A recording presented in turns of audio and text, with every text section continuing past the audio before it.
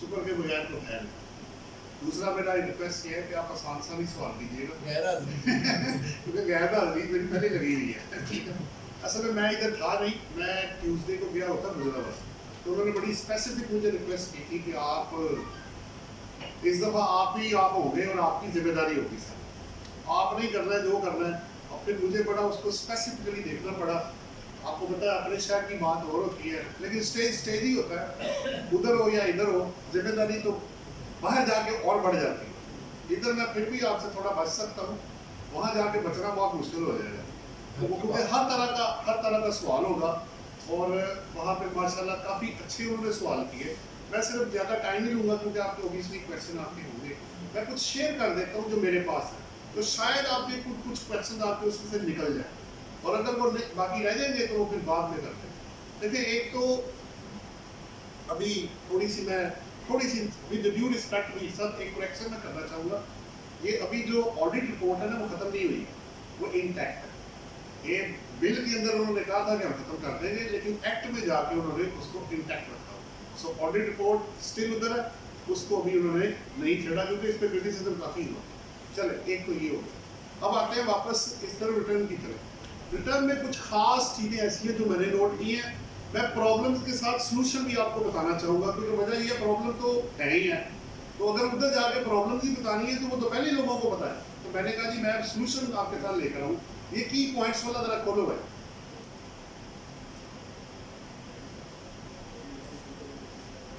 इस दफा सबसे पहले आपने किन चीजों को देखना है, ये पहले 2 पॉइंट्स ना उसको कवर करें। ऐसा साइज देखो थोड़ा सा बढ़ सकता है नीचे से ना, हाँ इसको और थोड़ा करो, हो जाएगा और करो, बस ठीक है। अब अगर आप पहला देखें तो इससे पहले देखिए, खाली इनकम टैक्स पढ़ लेने से अब आपका गुजारा नहीं होगा, आपको उसके अलावा दूसरे लॉज भी पढ़ने पड़ेंगे टू दी एक्सटेंट ऑफ कि जो आपके टैक्स पेयर को अफेक्ट कर रहा हो। सबसे पहले आपने अगर एग्री इनकम डिक्लेयर करनी है, बट अगर एग्री लैंड है, अगर इनकम आई है तो आपको एग्रीकल्चरल इनकम टैक्स भी पे करना है अगर वो एप्लीकेबल है तो। जैसे अभी 4 लाख रुपए तक 0% टैक्स है एग्रीकल्चर इनकम इस वक्त। और 2 तरह का टैक्स है, आपको पता है, एरिया बेस्ड या income based, whichever is higher. ये उसका लॉ क्या है, ये तो पहला पॉइंट। तो अब आप कहें जी मैं सिर्फ एग्री इनकम टैक्स रिटर्न में डिक्लेयर कर दूं और प्रोविंस को मैं टैक्स ना दूं, तो इधर भी पावर एफबीआर के पास है 111 सेक्शन में कि उसको इनकम एग्री इनकम वैसे सेक्शन 41 में एग्जाम्प्ट है इनकम टैक्स लॉ में, लेकिन 111 सेक्शन ये कहता है कि अगर आपने टैक्स, ये 2014 से, अगर आपने प्रोविंस को टैक्स ना दिया तो उस एग्री इनकम को इनकम फ्रॉम अदर सोर्सेज बना के 111 सेक्शन में आपको टैक्स लगा दिया जाएगा, यानी वो आपकी डिक्लेयर्ड इनकम में ऐड हो जाएगा। सो इट जो आपको बड़ा सिंपल नजर आ रहा है वो इतना सिंपल अब है नहीं। तो एग्री इनकम को लाजमी कंसीडर करें अगर एप्लीकेबल है, और ड्यू रिस्पॉन्सिबिलिटी डिस्चार्ज करें। एक और बात, अगर मैं कहता हूँ जनाब मैं एफबीआर को टैक्स दे देता हूँ तो सूबे ने तो फिर भी आपसे टैक्स लेना है, ज्यूरिसडिक्शन तो उनका बनता है। इधर से फिर आप ये प्ली नहीं लेंगे जनाब क्योंकि मैं एफबीआर को टैक्स दे आया हूँ तो मुझे आप माफ कर दें, उधर इस तरह की कोई चीज नहीं है, उन्होंने अपना टैक्स आपसे लेना है। तो बेहतर यह है कि उसका जो शेयर बनता है उसको पे करें और इधर से आप सेक्शन 41 में एग्जम्पशन लें। एक और बात एग्री इनकम से रिलेटेड, एग्री इनकम ग्रॉस नहीं डिक्लेयर करनी है आपको। एग्री पे मैंने पूरा एक सेमिनार किया हुआ, वीडियो अपलोड हो चुकी है, आपने उसके रेलिवेंट जो लॉ है उसमें एक्सपेंसेस, डेप्रिसिएशन, उसके लेबर, परचेजेस, खर्चे सारे लेस करके नेट इनकम को रिपोर्ट करना है, ग्रॉस नहीं करना, वरना तो वो बहुत ज्यादा हो जाएगा। नेक्स्ट, अगर आप सर्विसेज, अब आप क्वेश्चन आंसर सेशन में मेरा ख्याल है क्वेश्चन आप थोड़े से ले लें सर, अगर आप उस 2 मिनट में इधर बैठे होते तो आसानी हो जाती, मैंने सिर्फ 15 मिनट आपसे ले लिए, उसके बाद जैसे आपने कहना मैंने वही करना, हो सकता है इसमें आपकी चीजें कवर हो जाए। इधर इसमें आई नहीं है ना, चले वो तो फिर देख लेते हैं। मैंने जरा जाना नहीं, मैं इसलिए कह रहा हूं बड़ा क्वेश्चन ले लें। आप फिर ऐसे करिए, आप क्वेश्चन पहले कर जी आपकी मेहरबानी, मैं आप करें। बिस्मिल्लाह करें। नहीं नहीं क्यों माजरत, क्यों, नॉलेज शेयर हो रहा है सर, बिस्मिल्लाह करें आप। मेरा क्वेश्चन क्वेश्चन रिलेटेड है आईटी से। ठीक है। ठीक है, तो आईटी रिलेटेड जैसे एक्सपोर्ट हो रही हैं उसके जो भी मैकेनिज्म का तैयार हुआ हो, लेकिन इसके अलावा एक तजवीज़ एक मैकेनिज्म जो चल रहा है और पाकिस्तान में भी इसमें काफ़ी लोग काम कर रहे हैं। जी जी एक ऑनलाइन स्ट्रीमिंग है। जी जी ठीक है। ऑनलाइन स्ट्रीमिंग, इसमें ये पबजी गेम है, डिफरेंट आपकी गेम्स हैं। जी जी इस गेमिंग के दौरान आप जब गेम खेल रहे होते हैं तो जी। बाकी आपके सबॉर्डिनेट जो आपके साथ खेल रहे होते हैं, आपके वेपन्स में आपको शॉर्टफॉल आ गया है, आप उससे ऑनलाइन कहते हैं कि मुझे वेपन्स चाहिए, और जो आप गेमिंग जोन में चल रहे होते हैं, जिस तरह जैज कैश में फंड ट्रांसफर होते हैं, उसी तरह ये कॉइन्स आपको मिलते हैं। वो ये जो कॉइन्स हैं वो सिस्टमेटिक सिस्टम है कि आपने किसी एक मीको कंपनी है हांगकांग की, वो ऑथराइज करती है, पाकिस्तान पूरे दुनिया के अंदर लोग बिलियन रुपीस कमा रहे हैं इसके अंदर। अब वो सब होता क्या है कि मुझे 1 लाख रुपए कॉइन्स चाहिए, मैंने 1 लाख रुपए आपको ट्रांसफर कर दिया, मेरे पास कॉइन्स पड़े हैं, मेरे सिस्टम में एक ऐप है, ऐप के अंदर मैंने ऐप में A B C Z मतलब तो मैंने शाम तक 1 करोड़ रुपए कॉइन्स मैंने पूरी दुनिया में मिला दिए। शाम में जब मैं उसको मैंने अपने क्लोजिंग की तो उसके अल्टीमेटली मुझे कुछ बेनिफिट्स हैं।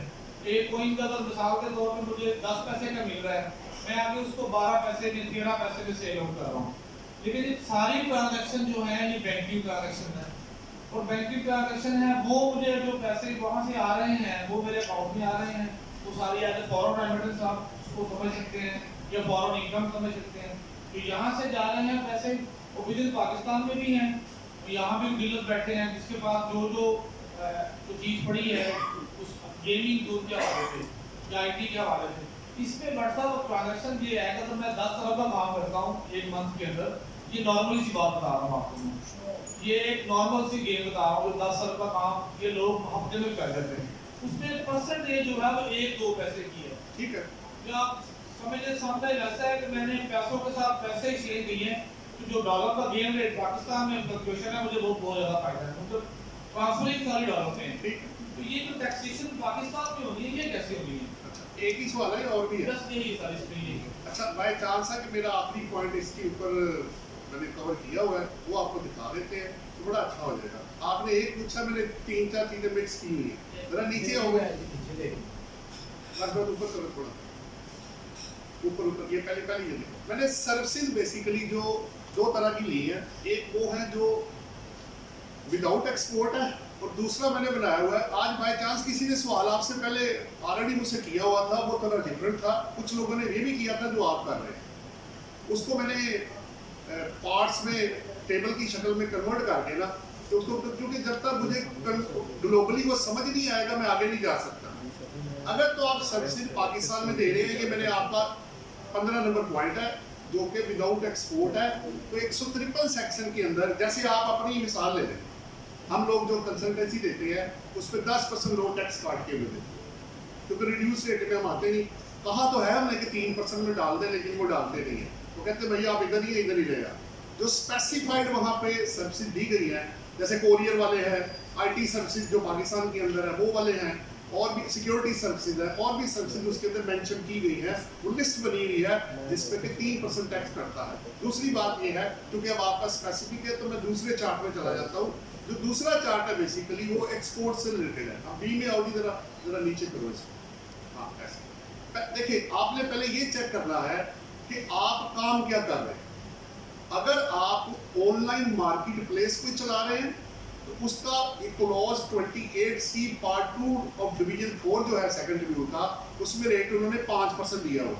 पहले सुन लीजिएगा, फिर बाद में सवाल कर लीजिएगा। दूसरा, अगर आप कंप्यूटर, ये बाकी जितने हैं ना अगले, ये 154A में है। असल में सवाल एक बंदे ने पता क्या किया, वो आपसे मुख्तलिफ है।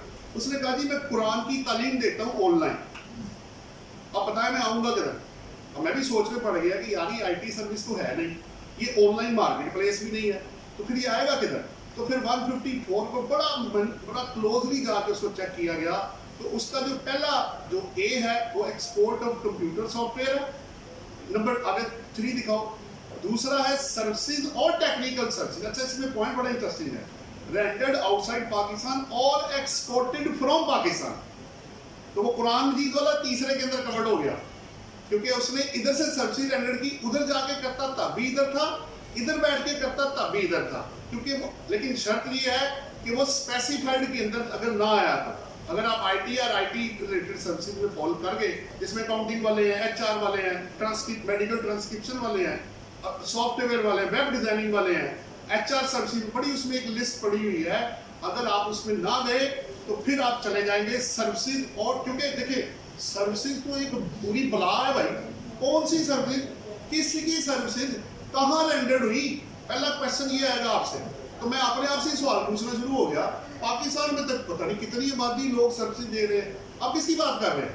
Chartered accountant, legal adviser, engineer, consultant, labour, किसकी बात हो रही है? जब तक आप पहला क्वेश्चन नहीं क्लियर करते, what are the type of services, वो सर्विसेज कौन सी है भाई? तो अगर आप सर्विसेज है तो इधर है, लेकिन ऑनलाइन मार्केट प्लेस अगर जैसे आप बात कर रहे हैं, अगर आप पहले में गए तो अलग है। अगर आप यहाँ से आईटी रिलेटेड में आए तो आप दूसरे में हैं। अगर आप इनमें नहीं फॉलो करते और अदरवाइज आपकी सर्विसेज या टेक्निकल सर्विसेज है तो आप 3 के अंदर है। नंबर 4, अगर आप रॉयल्टी या कमीशन या फी आप रिसीव करते हैं, वो कंपनी के बारे में बात की गई है, जो राइट्स, पेटेंट्स, कॉपीराइट्स यूज कर रहे हैं बाहर, तो लोग आपको पैसे दें, वो आपका इसमें कवर्ड है, वो भी 154A में है। और लास्ट आपकी कंस्ट्रक्शन कॉन्ट्रैक्ट जो एग्जीक्यूटेड आउटसाइड पाकिस्तान है। बेसिकली पर्पज ये है 154A का, देखिए गुड्स ऑलरेडी 154 सेक्शन में कवर्ड है। आप एक्सपोर्ट करेंगे, बल्कि एक्सपोर्ट एंड लेंडिंग एजेंट भी इस दफा आपका 23 में वो 154 से निकल के 154A के अंदर चला गया है। तो अब हो क्या रहा है, जैसे ये क्यों हुआ ऐसे, वजह क्या है? क्योंकि जैसे ही आपको पता है कि 18th अमेंडमेंट के बाद सर्विसेज पे सेल टैक्स की कलेक्शन की पावर गई सूबों के पास, तो सर्विसेज का नेट बहुत बढ़ गया है। उसके बढ़ते बढ़ते क्या हुआ, टैक्सेबिलिटी को वास्ट किया गया, तो उन्होंने कहा जी गुड्स के अंदर तो सर्विसेज आती नहीं, इसलिए इंडिपेंडेंट सेक्शन 154A बनाया गया है, जिसमें आपके कॉन्ट्रैक्ट्स जो भी सर्विसेज आप इधर से या उधर रेंडर करेंगे तो वो फाइनल डिस्चार्ज में जाएगा, नंबर 1। नंबर 2, लेकिन इसकी कुछ प्री कंडीशन है। अगर आप आईटी रिलेटेड में गए तो आपको पाकिस्तान एक्सपोर्ट बोर्ड के साथ रजिस्टर्ड होना लाजमी है, और प्लस 154A सबसेक्शन 2 की कंडीशन मेट करना लाजमी है। मैंने ऊपर लिखा हुआ, ऊपर आओ जरा थोड़ा सा, ये आईटी वाला देखो, इसके सामने मैंने लिख दिया है, पहले वाला 5% है, आईटी वाला आपके सामने है कि फुलफिलमेंट ऑफ कंडीशन करेंगे तो 22 के लिए 1% है, टैक्स क्रेडिट आपको 100% अगर मिल गया ठीक है, अगर आप दोनों में ना आए तो नॉर्मल टैक्स रिजीम में आपको टैक्स लग जाएगा। सर इसमें तो क्वेश्चन उसमें ये है कि अगर 10 बिलियन की ट्रांजैक्शन हो जाती है, ठीक है, तो सुन लेना, मैं बताता हूँ उसी तरफ आ। मैं आपसे 2 चीजें लूंगा, अगर आपका कोई इंटरनेशनल कॉन्ट्रैक्ट हुआ है मुझे कॉपी दे उसकी, मैं उसको पढ़ूंगा कि आपने किन टर्म्स पे ये काम कॉपी नहीं देना चाहते ना, असल में ये बेसिकली रिसेंटली पाकिस्तान में अंडर द पीटीए रजिस्टर्ड हो गए हैं। पहले ये दुनिया के अंदर सिस्टम चल रहा था, तो एक्चुअली व्हाट्सएप इसमें मेरा जो स्पेसिफिकली क्वेश्चन है कि अगर 10 बिलियन की ट्रांजैक्शन है एक अकाउंट के अंदर, तो अगर आप उसकी रिटर्न फाइल करना चाहते हैं, बेसिकली बंदा नॉन रेजिडेंट है, पाकिस्तान का भी शहरी नहीं है, लेकिन वो प्रॉपर्टी यहाँ पे होल्ड कर रहा है, सारा सिस्टम उसका चल रहा है। अब वो कहता है यार मैं ये अकाउंट शो करना चाहता हूँ क्योंकि इस अकाउंट के थ्रू ट्रांजैक्शन बहुत ज़्यादा हो गई है। इसमें जो टर्नओवर, मेरा देखो जो क्वेश्चन है कि अगर वो टर्नओवर टैक्स पे जाता है, बेसिकली उसकी सर्विसेज या कमीशन है, एक्चुअली इसके पास आती है कमीशन, ए और बी को सप्लाई कर रहा है, आप दरमियान में बैठा हुआ है, एक से ले लिया, थर्ड को दे। आप पहले वाले में कवर्ड है, ऊपर जरा करो भाई, ये जो आपके जितने ऑनलाइन मार्केट प्लेस है ना, वो इसके अंदर कवर्ड है। पहली बात देखिए, आपको ना एक चीज पढ़ के जवाब नहीं आएगा। सबसे पहले मुझे ये पता होना चाहिए कि आप जो काम कर रहे हैं वो क्या वो सेल ऑफ गुड्स है, रेंडरिंग ऑफ सर्विसेज है, कॉन्ट्रैक्ट है, कमीशन है, सैलरी है, इंडिपेंडेंट सर्विसेज है, नंबर 1। अच्छा, एक और भी पॉइंट है, अगर सबसे पहले आपको ये चेक करना है कि ये रेजिडेंट है कि नॉन रेजिडेंट है। सबसे पहला क्वेश्चन ये है, अगर बंदा नॉन रेजिडेंट है और अगर वो बाहर फॉरेन सोर्स इनकम कमा रहा है तो उसका पाकिस्तान की जुरिसडिक्शन से ताल्लुक ही कोई नहीं है, नंबर 1। नहीं वो यही चीज मैं आपको इसलिए इंटरप्ट कर रहा हूँ, मैं अपना क्वेश्चन पूरा समझना चाह रहा हूँ। नॉन रेजिडेंट वो पर्सन जरूर है, लेकिन जितनी ट्रांजैक्शंस हैं वो पाकिस्तानी बैंक अकाउंट में है। देखिए मेरी बात सुनो, अगर आप फिर कोई बात, 3 बेसिक क्वेश्चन होते हैं किसी बंदे को टैक्स चार्ज करने के। कोई भी जज होगा ना आपसे 3 क्वेश्चन पहले करेगा। नंबर 1, यही मैंने आपसे कहा मुझे एग्जैक्ट नेचर ऑफ ट्रांजैक्शन चाहिए, उसके बगैर तो लॉ इन्वोक ही नहीं ना हो सकता।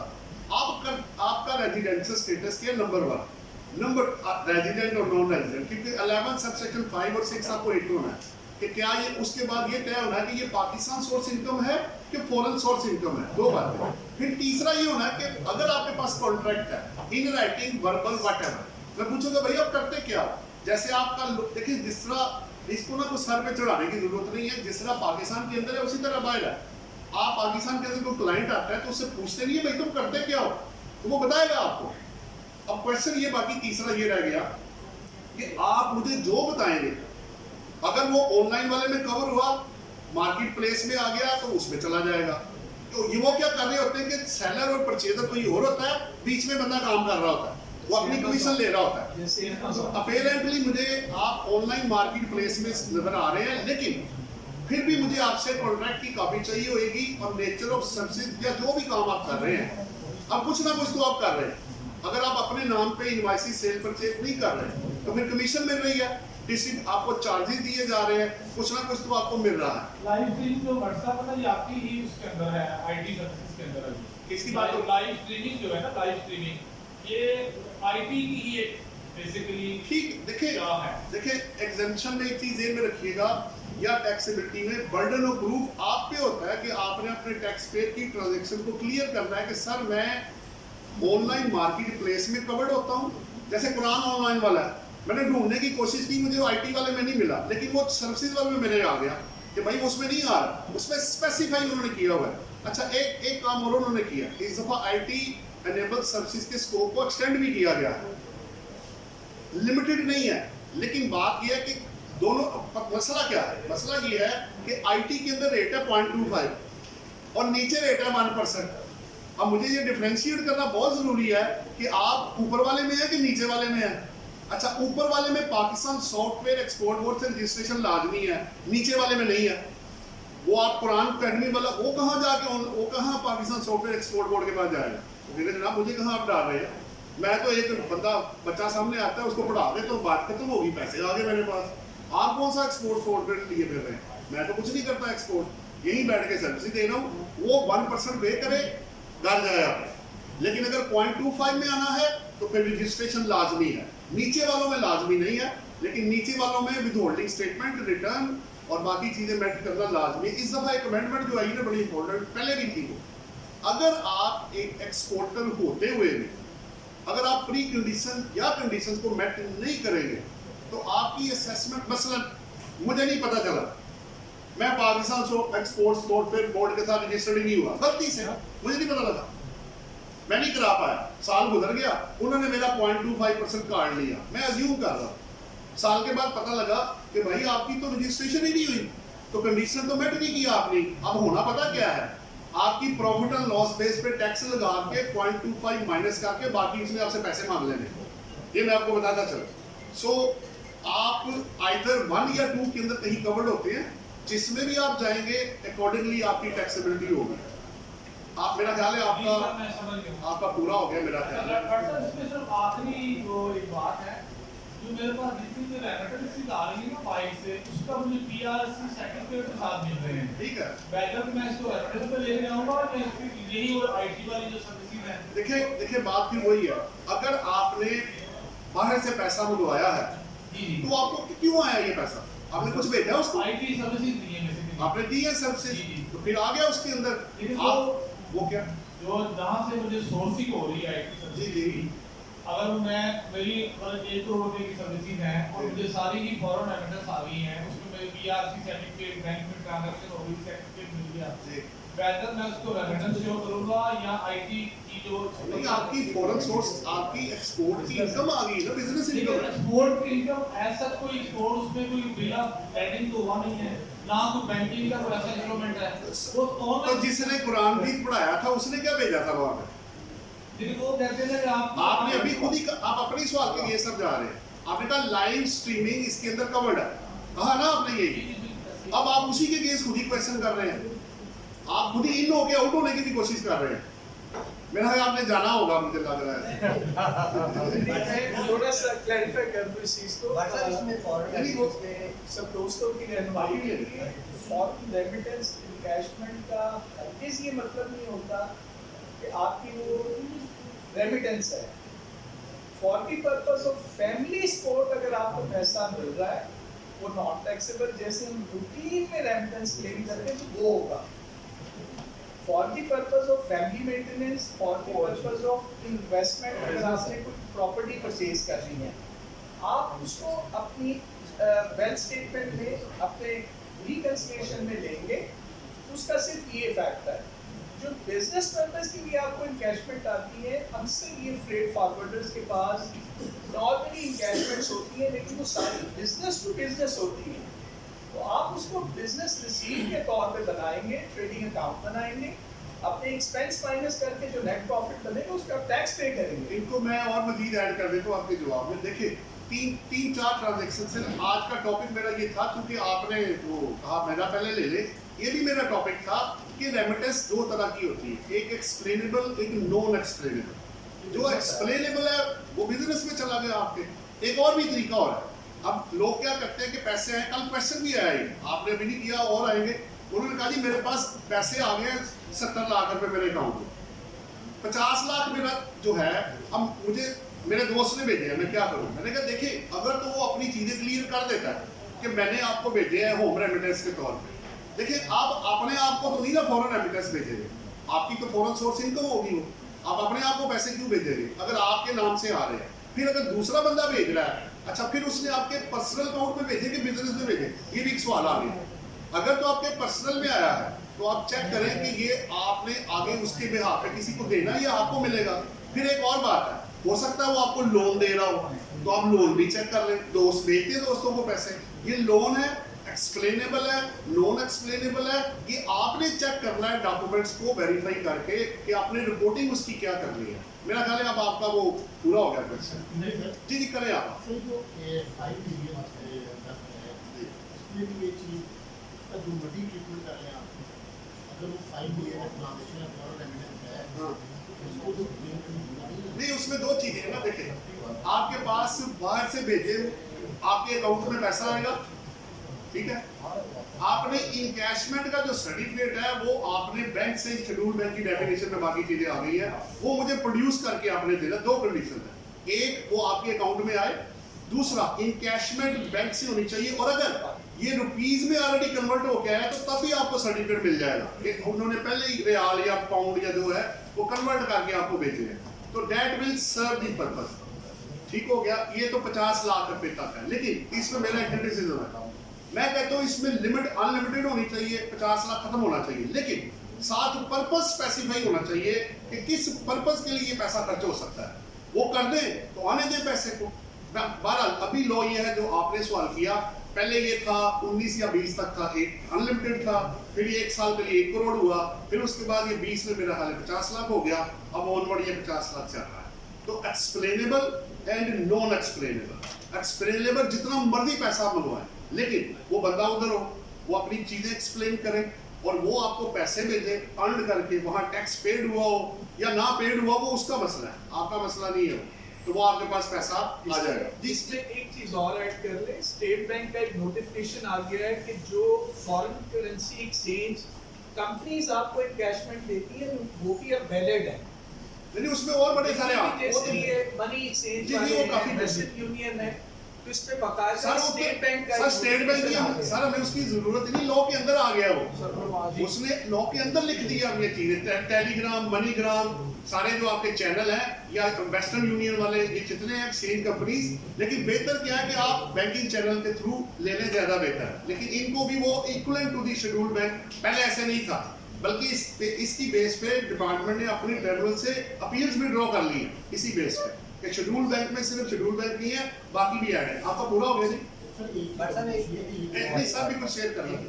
सर 0.25% जो है ये पहले पे थे बैंक विद हेल्प करता था, अभी भी ऐसे ही है। ऐसे ये तो नॉर्मल टैक्स रजिस्टर एमटीआर। अगर आप, मैंने अभी एग्जांपल क्या दी आपको कि अगर आप पाकिस्तान छोड़ कर एक्सपोर्ट बोर्ड से रजिस्टर ना हुए, ठीक है, या आपने रिटर्न्स वर्कर्स पे ना फाइल की, या विथहोल्डिंग स्टेटमेंट ना फाइल की, तो आप इस 154(2) में से उसने लिखा हुआ है 154(2) के अंदर कि अगर इनमें से कोई भी कंडीशन या कंडीशन आप मेट नहीं करेंगे तो आपको नॉर्मल टैक्स रिजीम में डाल दिया जाएगा। ये लिखा हुआ उसके अंदर। आपका कोई और सवाल तो नहीं है? सारा बात असरा साहब वो क्वेश्चन वाले भाई चले गए हैं, उसमें उनका क्वेश्चन ऐसे ही क्लियर हो जाता है जब तो कोई भी फॉरेन रेमिटेंस आ जाती है उसमें बैंक वाले क्लियर करते हैं कि आपके किस तलक से किस रेफरेंस से ऐसे है। ही अगर वो लिंक रिलेशन पूछते हैं तो आपने जैसे ही बताना है कि ये हमारी आईटी सर्विस है तो वैसे वो तो वैसे ही क्लियर हो जी गया जी, ना। ये अच्छा किया बसरा साहब। आज ना एक बंदे ने यही सवाल किया कि मेरे अकाउंट में ना 2 लाख आ गया लेकिन आया बिजनेस के अकाउंट में। बड़ा अच्छा सवाल था। तो अब मैं इसको फॉरेन रेमिटेंस शो करूं तो मैं क्या आपके बिजनेस ने कोई एक्सपोर्ट किया था कुछ? नहीं। तो मेरे पास ऑप्शन क्या बची? लोन। मेरे पास तो ऑप्शन ही नहीं। मैं किधर लेके जाऊं इस पैसे को?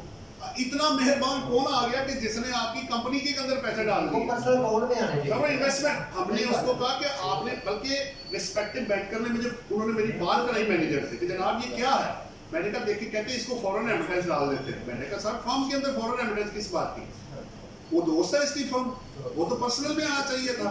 तो फिर क्या किया मैं बता, उन्होंने बड़े यही जो बसरा साहब ने कहा, उन्होंने यही कहा कि जनाब पर्पस के बगैर मैं इसको छोड़ नहीं सकता।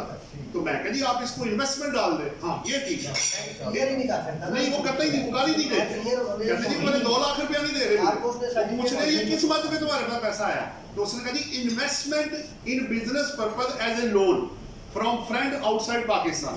ये पर्टिकुलर हमने उनको दिए तो वो दोनों तरफ से अब आपकी रिक्वायरमेंट पूरी हो जाएगी। जी मेरा हाल आपका पूरा हो गया। आप मेरा हाल क्वेश्चन पहले कर लें, मेरा तो खैर है मैं चलते ही रहूंगा। आप चले आगे अगर आप देखो, क्योंकि मैंने सुना है आपने मेरे लिए बड़ा कुछ मवाद जमा किया हुआ है। जी जनाब व्हाट्सएप पर आवाज है। हाँ जी मैं चेयर लगवाए हैं व्हाट्सएप के लिए। बाद में बात व्हाट्सएप इधर ही आ जाइए। हाँ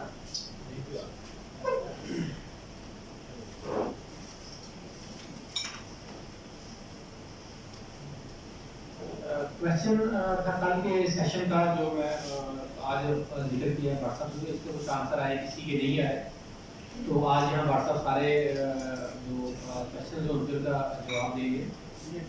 इसमें ये क्वेश्चन किया, how do we have to deal regarding value of gift in movable property in terms of showing a believe declaring it is value in return and wealth statement of gift given and receiver. मतलब ये इसका कि जो बंदा gift दे रहा है या gift ले रहा है, तो हम लोगों ने वैल्यू कौन सी डिक्लेयर करनी है? ये व्हाट्सएप से हमारा सवाल है कि जब मैं गिफ्ट दे रहा हूँ तो मैंने कौन सी वैल्यू डिक्लेयर करनी है और जो ले रहा हूँ तो कौन सी डिक्लेयर करनी है? जी व्हाट्सएप। आप ऐसे करें ना, आप इधर आ जाए, मुझे उधर आ जाए। मुझे बैठ के पढ़ाने की ना आदत नहीं है। मुझे अजीब सा लग रहा है बैठ के, सारी जिंदगी खड़े होकर जवाब दिया।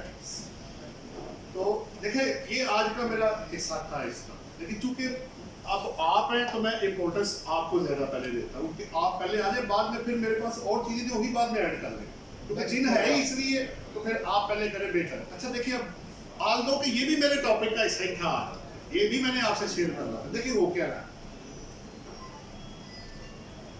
इसमें ना, अभी मैं आपको 2022 पहले क्लियर करूंगा और फिर मैं आपको 2023 में लेके जाऊंगा।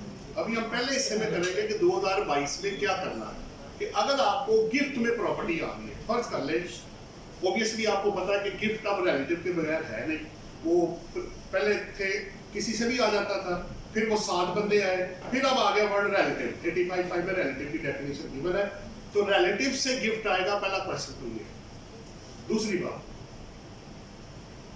अब फर्ज करें आपके वालिद साहब ने आपको प्रॉपर्टी दे दी, जो ये भाई गिफ्ट, आपको पता है कि विरासत होती है डेथ के बाद और गिफ्ट होता है जिंदगी के अंदर, तो ये दोनों चीजें मुख्तलिफ हैं। अगर आप इनहेरिटेंस लेना चाहते हैं तो बंदे का फिर जाहिर बात है वसीयत मरने के बाद एक्सरसाइज होती है, पहले नहीं होती। पहले गिफ्ट होगा या सेल होगा या ट्रांसफर होगा, जो भी वो उन्होंने करना है।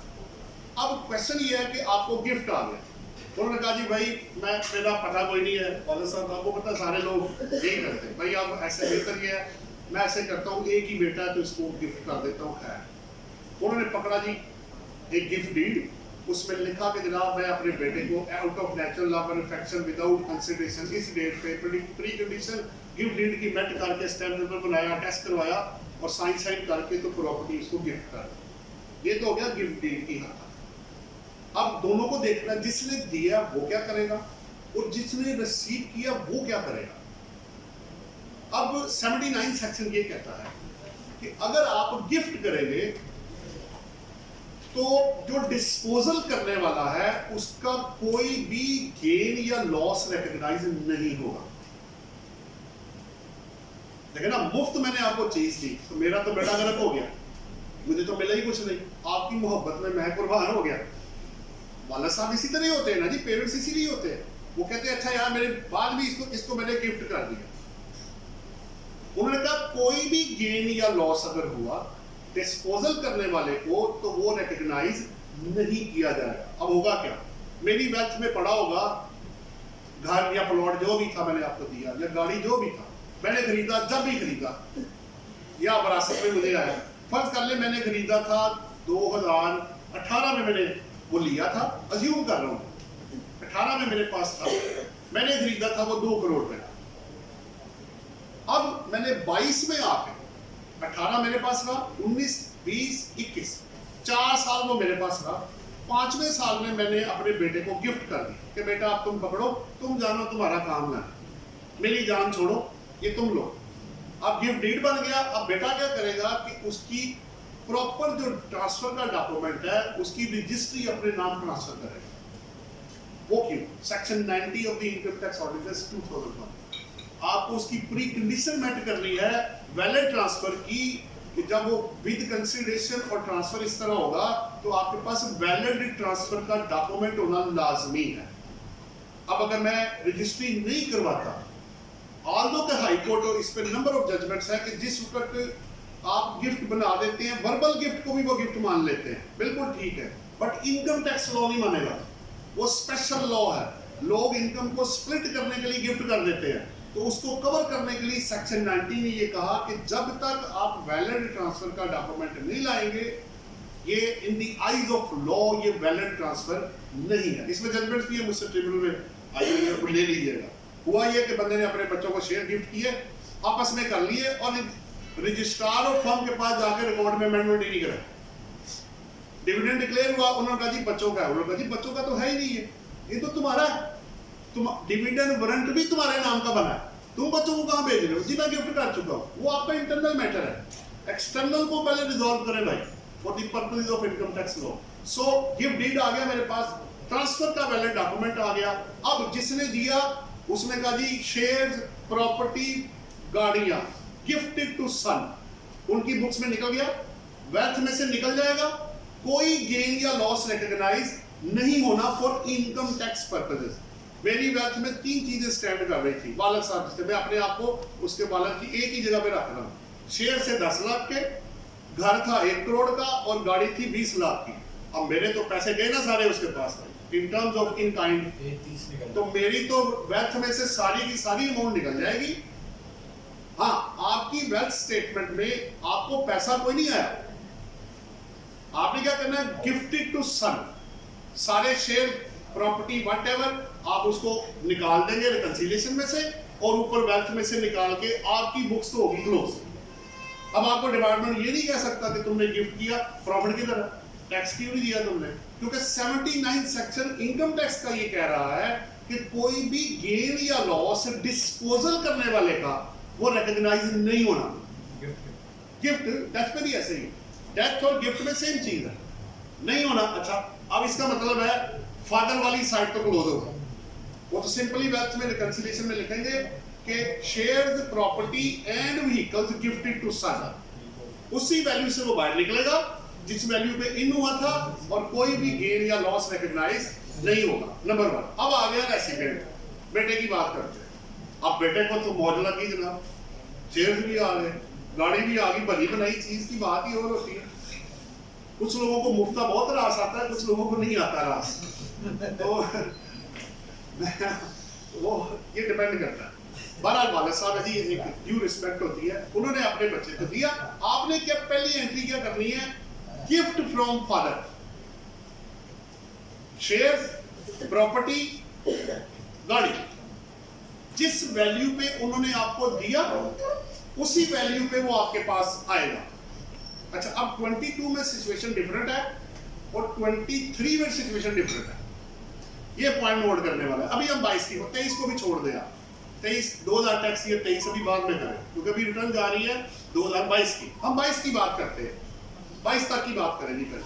अब होगा क्या, वो लिखेगा गिफ्ट फ्रॉम फादर, तीनों आइटम लिखेगा और जो वेल्थ के अंदर वो इन करेगा वैल्यू, आउटर कॉलम में वो 0 लिखेगा। अगर उसने कोई कॉस्ट पे नहीं की, होता ना कि वो कहते हैं यार प्लॉट तो ले लो, रजिस्ट्री खुद ही करा लें, गाड़ी ली है रजिस्ट्रेशन खुद करा लें। दो तरीके होते हैं, या तो वो करवा के देंगे या आपको कराना पड़ेगा।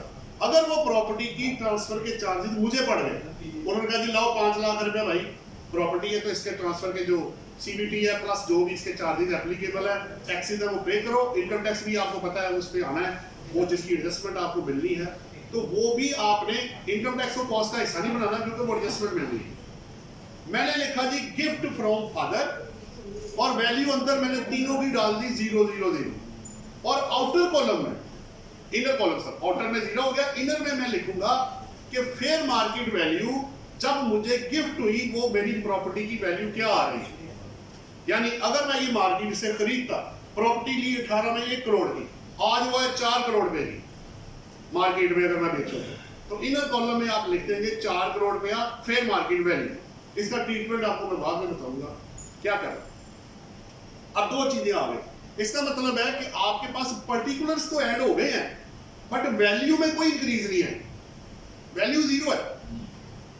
शेयर 5000 शेयर, कॉस्ट उसकी आगे 0 आ रही क्योंकि आपने दिए ही कुछ नहीं। आपको भी तो मोहब्बत में मिले हैं, आपने कौन से पैसे दिए, खरीदा होता तो डाला होता ना, पैसे देते ना, आपने देने हैं ना देंगे, ना लायबिलिटी आपकी तरफ आई है। और गिफ्ट आपको पता है विदाउट कंसिडरेशन होता है, without out of natural love and affection. इसी को ही कहते हैं कि मोहब्बत में पेरेंट्स जो होते हैं जिंदगी में या जिंदगी के बाद, ये मोहब्बत में चीजें आपको आ रही है तभी तो छूट मिल रही है, तभी तो रेसिपिएंट और पेयर को कुछ नहीं कहा जा रहा। लेकिन अगर वो मार्केट में बेचते शेयर्स, प्रॉपर्टी या अदरवाइज, तो फिर वो कैपिटल गेन वाला जो चैप्टर था वो खुलना था। अब चूंकि ये गिफ्ट है, स्पेसिफिक ट्रांजैक्शन है और डेथ में भी एग्जैक्टली इसी तरह ही है। अब जिसने दिया उसकी भी बात होगी, जिसने लिया वो पूरा हो गया। आप अपनी वेल्थ में रिपोर्ट कर दें उतने शेयर्स विदाउट वैल्यू के, और एक गाड़ी प्लस प्लॉट या जो भी आपके पास आया है, but with valid transfer document. Gift deed के अलावा ट्रांसफर ऑफ शेयर्स की मुझे SCCP से वेरिफिकेशन चाहिए, ट्रांसफर ऑफ शेयर्स का, गाड़ी का मुझे एक्साइज के रिकॉर्ड में रजिस्ट्रेशन चाहिए, और प्रॉपर्टी का मुझे रजिस्ट्रार और प्रॉपर्टी के पास आपकी रजिस्ट्रेशन या रजिस्ट्री की कॉपी मुझे चाहिए होगी। तो तब आपकी वैलिड ट्रांसफर कंप्लीट होगी under the income tax law. मैं हाई कोर्ट की बात नहीं कर रहा, वो वर्बल गिफ्ट को भी मानते हैं।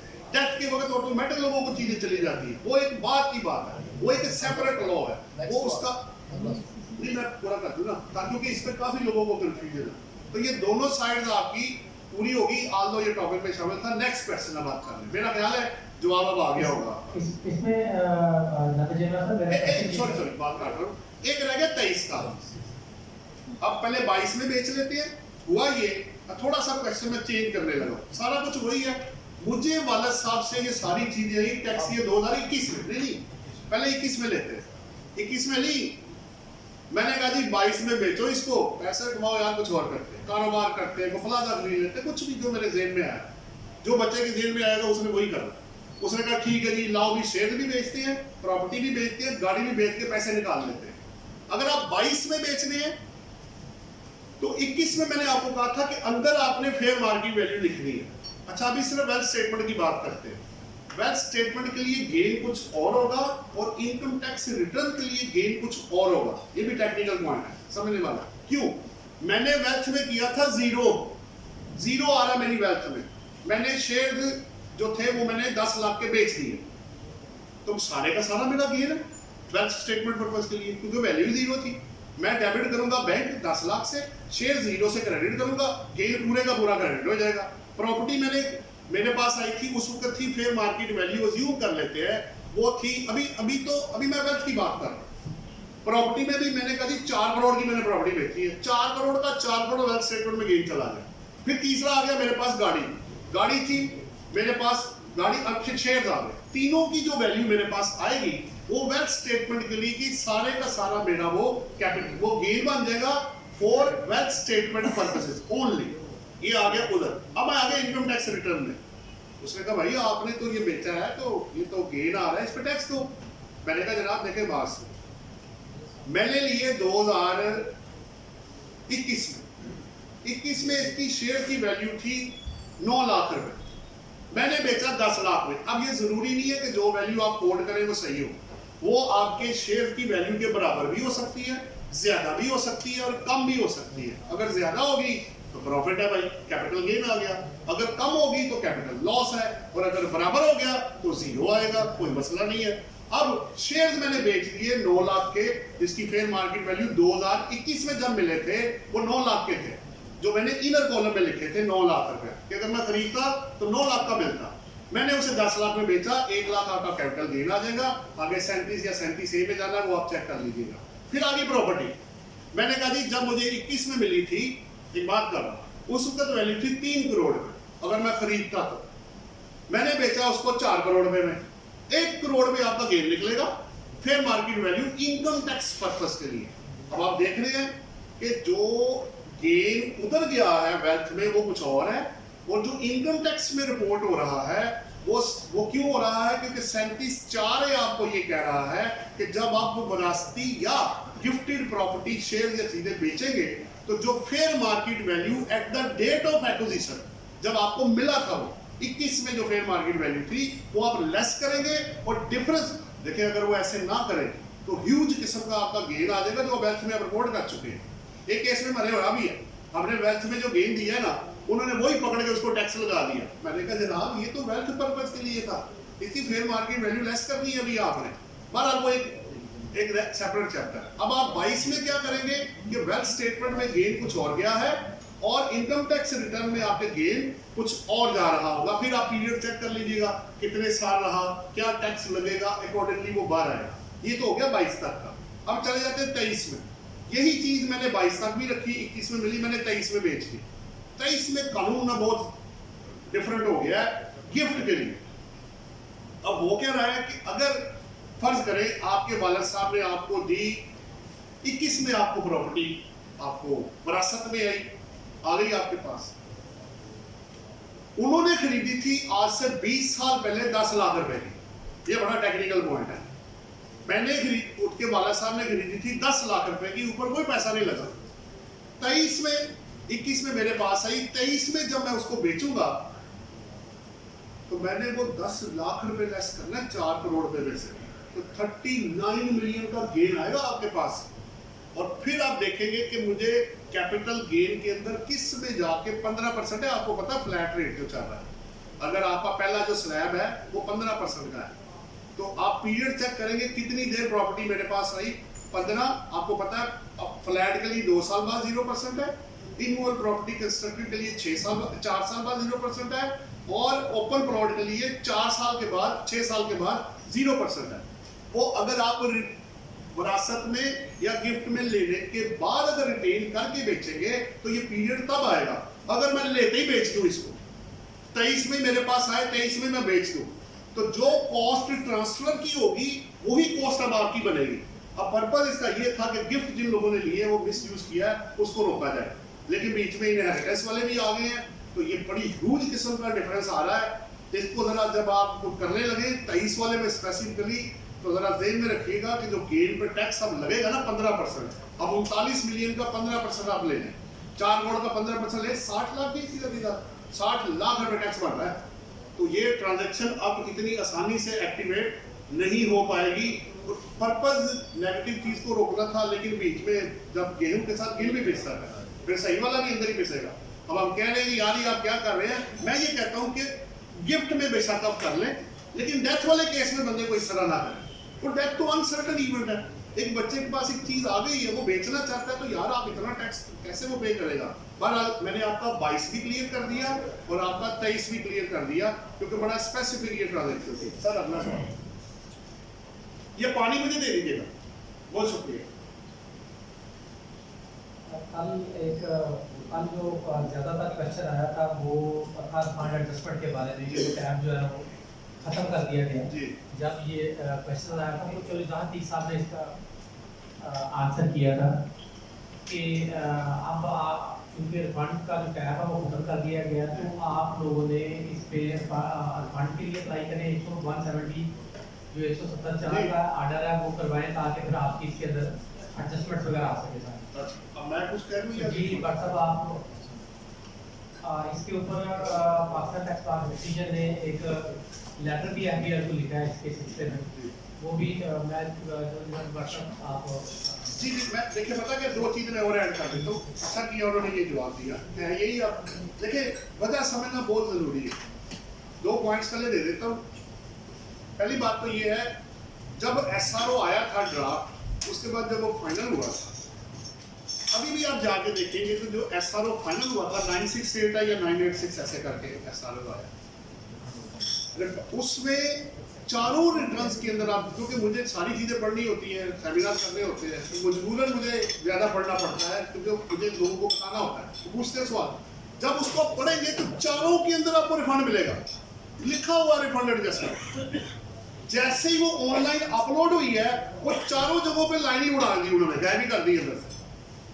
मैंने कहा यार ये क्या हुआ? तो फिर जवाब ये आया कि देखिए ये बेसिकली वो लोग जो फेक रिफंड क्लेम करते हैं, उन्होंने सवाल क्या किया, एक बंदे की इनकम भी कोई नहीं, ट्रांजैक्शन भी कोई नहीं, और 50 लाख का रिफंड आ रहा है। उसे पूछा गया आओ भी आके जवाब दो, बंदा आ भी नहीं रहा। वो कहते हैं यार ये क्या है, 120 आपको दे क्या दिया, आप तो मिस यूज कर गए इसको। उसके मिस यूज को रोकने का बेसिकली देखिए तरीका ये था कि आप उसके रिफंड के आगे जाके ना प्लस ऐड कर देते और वहां लिख देते कि पहले तो आप बताएं कि किस साल का है, उसके CPR बताएं आप, और थोड़ा सा डेस्कटॉप आप उससे चीजें पूछ लें, तब उसको क्रेडिट आप दे दें, ताकि जेन्युइन टैक्स पेयर इसमें ना रगड़ा खाए। बाकी सर ने बिल्कुल सही कहा कि पाकिस्तान टैक्स बार को मैं लेटर देख रहा था, उन्होंने एक मार्क किया, बड़ा अच्छा लेटर उन्होंने बनाया है कि जनाब ये लिस्टिंग में, इस पे जजमेंट भी है, हैप्पी नाम के कोई जजमेंट है। हाँ ये मेरा लाहौर हाई कोर्ट की, लाहौर हाई कोर्ट की है, लाहौर हाई कोर्ट की रिफंड पे जजमेंट भी अवेलेबल है, जो क्लियरली कहती है कि जब बंदे का, जब आप रिटर्न फाइल कर देते हैं, वो डीम टू बी ऑर्डर हो जाता है, तो उसकी एडजस्टमेंट उसको मिलनी चाहिए। देखिए 170, देखिए 2 चीजें मेरी भी इस पर बहस होगी काफी, मैं शेयरिंग करके क्लोज करूंगा। 2 पॉइंट, हमने रिफंड एडजस्टमेंट मांगी, नहीं देनी आपको, मैंने कहा क्यों, आप रिफंड क्रिएट कराए, तो मैंने कहा मैंने तो रिफंड मांगा ही नहीं आपसे। रिफंड तो होता है कि मैंने पैसे वापस मांगे आपसे। मेरा सवाल यह है, what is the difference between adjustment and refund? Adjustment करने के बाद रिफंड आपको दिया जाता है, तो रिफंड 170 का प्रोसेस है, बिल्कुल ठीक है, लेकिन अब मैं रिटर्न फाइल करूंगा या वहां जाकर मैं रिफंड क्रिएट कराऊंगा, वो तो बड़ा लंबा प्रोसेस है। वो अच्छा क्रिएट होने के बाद कब वो एडजस्टमेंट होगी, तब तक रिटर्न पड़ी रहेगी। और रिटर्न की आपको पता ना पेनल्टी क्या है, वेल्थ स्टेटमेंट की मिनिमम पेनल्टी 1 लाख रुपए है और रिटर्न की 40,000 पेनल्टी है, तो 1,40,000 तो वैसे ही पड़ गया उसको, तो वो किधर जाएगा? इतना टाइम अवेलेबल नहीं है, इसलिए ये अगर इसमें इंसर्ट हो जाए विद लिमिटेशन के साथ, इसमें मैं FBR के साथ, अगर वो जेन्युइन बंदा है उसको क्रेडिट मिलना चाहिए, लेकिन अगर वो फेक है, जवाब नहीं देता, नहीं हो रहा कोई, तो फिर इसमें सॉरी उसकी एडजस्टमेंट या रिफंड आपको नहीं मिल सकता है, वो मिलना भी नहीं चाहिए, होना भी नहीं चाहिए। नेक्स्ट।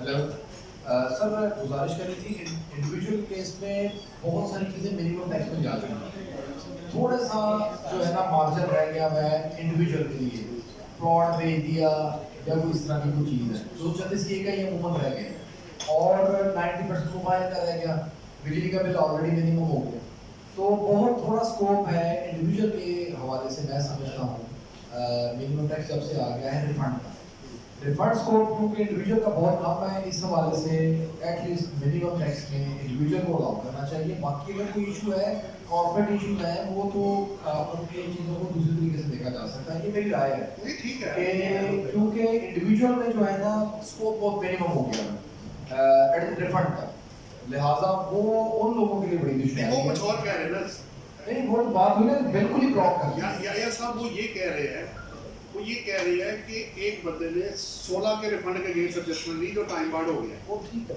ना वो उसका कोई जवाब दे रहा है, ना वो आके कंप्लायंस कर रहा है, तो हम ऊपर से कह रहे हैं मुझे रिफंड मेरे पैसे वापस करें। देखिए वो अपनी जगह पे ठीक कह रहे हैं, सिर्फ इसका प्रोसेस एक डिफाइन कर ले कि जो जेन्युइन हो उसको मिल जाए, जो नॉन जेन्युइन हो उसको मत दे, आप सीधी सी बात है। देखिए रिफंड भी तो आप हर बंदे को नहीं ना देते, तो एडजस्टमेंट भी हर बंदे को ना दे, आप सब्जेक्ट टू लिमिटेशन लगा दें, आप एग्जम्पशन भी तो सब्जेक्ट टू लिमिटेशन है, आप एडजस्टमेंट भी सब्जेक्ट टू लिमिटेशन कर दें, बिल्कुल ठीक है। जो सही होगा खुद ही बीच में आ जाएगा, जो नहीं होगा खुद ही फसली मटेरियल खुद ही चढ़ जाएगा अंदर से, जब वेरीफाई नहीं कराएगा। या कम से कम 2021 की बेस पे अलाउ करो, लेकिन फिर भी सब्जेक्ट लेटेस्ट रिकॉर्ड है ना एफडीआर का, कम से कम 2021 में अगर किसी का रिफंड निकलता है। सर बात फिर वही, मैं साल की बात ही नहीं करता, मैं तो कहता हूँ अगर जेन्युइन है तो उसको दे, अगर नॉन जेन्युइन, अगर 21 में नॉन जेन्युइन हो तो क्या दे दूँ आपको मैं? सवाल तो उधर ही है सर। नहीं देखिए, इसका बकायदा देखिए 122(5)(a) इसी मकसद के लिए है, अगर आपने रिफंड गलत क्लेम किया है तो आपकी जो असेसमेंट है वो एरोनियस है, उस पे 122(5)(a) लगा चले दे। ठीक सिंपल सी बात चले। बात तो ठीक है, लेकिन ये क्या बट सर आज पे ज्यादती की जा रही है उनकी अपनी डायरी टैक्स पेयर जो गाड़ी परचेज कर लेता है उसका गाड़ी का 100% रिफंड आ रिफंड जाता आता है। जिसने 236C या A पे 236A उसमें इनकम तो नहीं होती, हाँ नहीं, उसका बात- जेन्युइन रिफंड आता है, जो ये आपको- बात फैक्ट है। फिर वो ये ना इंडिविजुअल में थोड़ा स्कोप है, कम अगर से एक कम चीज relax सामने करें। नजर आ रही है, वेरीफाइबल है, मैं फिर कहूंगा इतनी नहीं करते ना सब प्रॉब्लम वो वही बात है ना, सबके लिए वो एक सर तरह अब का तो ये हो गया है अक्सर कि एक और issue है। 2016 की रिटर्न अगर आप फाइल करेंगे, अगर किसी दोस्त के आईआरएस पोर्टल में 2016 का नोटिस पड़ा हुआ है ना, उसमें भी उन्होंने ब्लॉक कर दी है रिफंड एडजस्टमेंट। ये जो अब इन्होंने आईआरएस का जो मॉड्यूल दिया है वो सेम मॉड्यूल है 2016-15 से ऑनवर्ड, यानी पीछे अब आज आप कोई रिटर्न फाइल करेंगे कोई एडजस्टमेंट आपको नहीं मिलेगी, प्रीवियस वो भी रिफंड रिटर्न की भी जमा कराना पड़ जाएगा। उन्होंने सारे लिंक ब्लॉक कर दिए। एक और सर गुजारिश करनी थी, इंडिविजुअल के साथ एक इशू ये है, सेक्टर वाइज रिटर्न जाती है। पीआईए का जो मुलाजम है ना, उसकी कराची में ही रिटर्न जानी है, बेशक वो लाहौर में काम कर रहा है।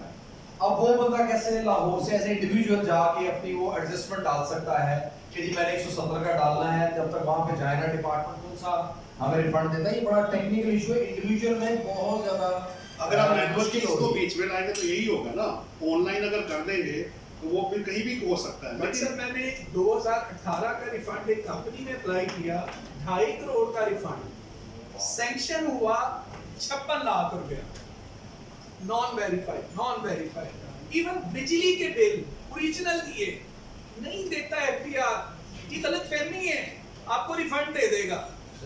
चले सवाल ये तो है बात देखिए, बात हो रही है जनरल, ये तो इसमें व्हाट्सएप या हम कुछ नहीं कर रहे, हमने तो वो बताया जो उधर बात हो रही है क्वेश्चन और अपने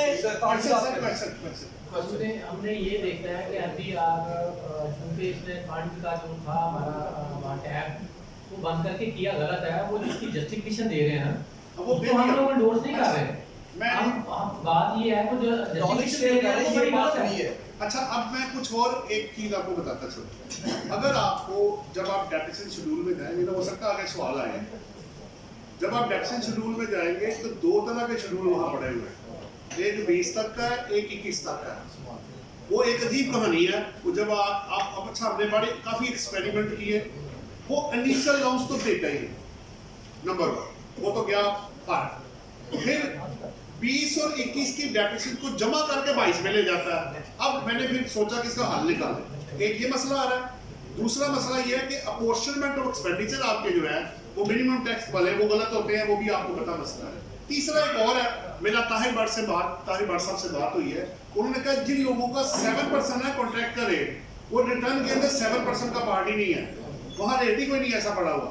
अब हल क्या है, मैं आपसे वो शेयर करना चाह रहा हूँ। देखिए, if there is any difference between return rule regulation and law, आपने क्या करना है, मैंने हल निकाला हुआ है उसका। मैंने क्या करना है, आप सिंपली अपना टैक्स डेप्यूटेशन का शेड्यूल बनाएं, अपनी कंप्यूटेशन बनाएं जो लॉ के मुताबिक हो। मैं आपको पहले बताता चलूं, मैंने डेप्यूटेशन निकाली, मेरी आ गई 2 लाख, अज्यूम कर लेता हूँ, सिंपल सी एग्जांपल लेता हूँ। जब मैं रिटर्न में फीड करता हूँ, वो बना देता मेरा 1,50,000, मेरा 50 वो नहीं मुझे लॉ कर, मैं 50,000 क्या करूंगा, पकड़ूंगा उसको, उठा के एडमिसिबल अदर डिडक्शन के अंदर डाल के अपना प्रॉफिट वही लेके आऊंगा जो एक्चुअल बनता है। लेकिन इसका उल्टा भी हो सकता है, मैंने क्लेम किया 1.5 लाख, वो बना रहा है 2 लाख, फिर मुझे 50,000 ऐड करना पड़ेगा ताकि मेरी इनकम वो वाली आए जो एज पर लॉ है, नंबर 1। अब जब मैं ये कर लूंगा, एक लेटर मैंने मार्क करना है जो मैं अटैच करूंगा रिटर्न के साथ, और प्लस सीसी कर दूंगा रेलिवेंट आरटीओ या सीटीओ या एलपीयू को कि जनाब एज पर लॉ मेरी इनकम बनती थी 2 लाख रुपए, आपने बनाई है 1.5 लाख रुपए, या मेरी बनती थी 4 लाख रुपए, आपने बनाई है 3 लाख रुपए। तो मैंने रेलिवेंट एडजस्टमेंट डाल के अदर एडमिसिबल में ऐड या लेस करके अपना, मुझे नहीं पता आपका सिस्टम डेप्रिसिएशन कैसे निकालेगा या नहीं निकालेगा, मैंने लॉ के मुताबिक कर दिया है, और जो ड्यू आपका टैक्स बनता था वो मैंने आपको पे कर दिया है। अब आप अगर आप मुझे 122 में ले जाना चाहते हैं, 177, 284, 221, व्हाटएवर जो करना चाहते हैं, तो मेरे पास लॉ भी है, मेरे पास वर्किंग भी है, और मेरे पास रिप्रेजेंटेशन भी है। आप जहां बुलाएंगे मैं आ जाऊंगा और अपनी चीज को साबित करके मैं घर चला जाऊंगा, आप कर कुछ नहीं सकेंगे, क्योंकि मैंने लॉ के मुताबिक आपको टैक्स देना है। तो इस कंफ्यूजन से बाहर निकल जाए। अगर वो कैलकुलेशन लॉ के मुताबिक नहीं कर रहा, आप एडजस्टमेंट करें, टैक्स पे करें, आप बड़े आराम से बीच में से बाहर निकल जाएं। सो अब इन चीजों से बाहर निकले कि वो नहीं कर रहा तो मैं बैठा रहूं, बैठने उठने की जरूरत नहीं है भाई। वर्किंग बनाए, अपनी वर्किंग बना के कैलकुलेशन करें, लॉ के मुताबिक करें, जो बनता है ड्यू टैक्स पे करें, और कागज जमा करा के करना क्या भाई, टैक्स ही देना है ना, तो दे रहे हैं भाई, आप कर लें, बुला लें। तो इसलिए वो सारे सोल्यूशन मैंने आपके कवर कर दिए कि जहां कोई फर्क आपका आ जाए, लेकिन ये देख लीजिएगा ये ना हो कि आपने गलत कंप्यूटेशन बनाई हो। पहले अपनी कंप्यूटेशन को लॉ के मुताबिक बनाइएगा, फिर उसके मुताबिक उसमें फीड कीजिएगा। मैंने एक एग्जांपल वैसे बनाई भी हुई है, वो बाद में मैं आपसे शेयर करता हूँ। जी जनाब, नेक्स्ट। जनाब चेयरमैन साहब, हमारी एक 4 बजे जो हम लोग आज, जैसा कि आपके इल्म में है कि हम RFI कार्ड दे रहे हैं बार मेंबर्स को, जो RFI कार्ड है, जो स्कूटी फीचर कार्ड है हमारा मेरा, उसके लिए हमारी एक 4 बजे मीटिंग थी, तो हमने थोड़ा सा डिले किया कि आपने वहाँ जाना होगा, तो हम चाह रहे हैं कि जल्द से जल्द जो कार्ड है वो बार मेंबर्स को दे दिया जाए। मैं जनाब चेयरमैन से गुजारिश करूँगा कि उसको कंटिन्यू करें। क्वेश्चंस हमारे पास मौजूद है, निकाल के हैं, वो मैं व्हाट्सएप को दे देता हूँ, वो खुद ही आप क्वेश्चन पढ़ के तो उसका आंसर भी करेंगे, और आपको इंशाल्लाह सक्सेस, और आप लोगों के जो मजीद क्वेश्चन होंगे पहले आप पहले किए जाएंगे। आपका इसमें रानी मोहम्मद नहीं। मोहम्मद नईम साहब का क्वेश्चन है काफ़ी देर से, काइंडली आप प्लीज़। सर कल एक ठीक है।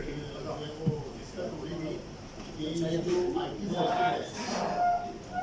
कल क्या ये देना सर, ये कल एक चीज डिस्कस हो रही थी कि जो IT रिलेटेड सर्विस है उनके ऊपर जो 113 है, 131 में 113 मिनिमम टैक्स। 113 उसमें ये कहा गया था कि 2025 तक जो है ये IT related labour service exam है, ठीक है सर। तो बाद में अब ये एक्ट का पार्ट बन गया है कि भाई इसके ऊपर आप लोगों ने टैक्स जो है इम्पोज कर दिया। तो वो कल ये डिस्कस हो रहा था, इसके ऊपर जो एक प्रिंसिपल है प्रोविजरी एस्टॉपल जो है, प्रोविजरी एस्टॉपल जो है वो लगता है कि आप एक दफ़ा कोई एक्ट का पार्ट बनाने के बाद में आप उसको मतलब कॉन्ट्राडिक्ट नहीं कर सकते। तो क्या फिर ये चीज़ जो है वो नहीं, अब आपका सवाल जो मुझे समझ आ रहा है, आप ये कहना चाह रहे हैं कि जो IT रिलेटेड सर्विस एक्सपोर्ट है उसको मिनिमम टैक्स लगेगा कि नहीं लगेगा, ये कहना चाह रहे हैं। एग्जैक्टली तो जाके आप ना पहले 113 पढ़े, उसमें एक्सपोर्ट पे टर्नओवर टैक्स होता ही नहीं है, एक्सक्लूजन है टर्नओवर के लिए। आपके सवाल का जवाब आ गया, ठीक हो गया। अच्छा सर, एक और चीज़ कंफर्म करिए। वो कल पहले क्लियर करें ना पहला। जी हो गया। अब अगला सवाल। सर ये जैसे आपने बताया इमूवेबल प्रॉपर्टी जो है इनके ऊपर आपने सारा गिफ्ट का एक्सप्लेन कर दिया। जो मूवेबल है कि कैश है उसके लिए जो है वो स्पेसिफिक बैंक टू बैंक ही ट्रांसफ़र हो, या अगर कोई वालदा है वो अपने बेटे को कोई प्रॉपर्टी लेके देती है और वो पेमेंट डायरेक्टली उस डीलर के अकाउंट में कर देती है, क्या चीज़ वो ये वैलिड है? अच्छा, अब दो चीज़ें मुख्तलिफ हैं।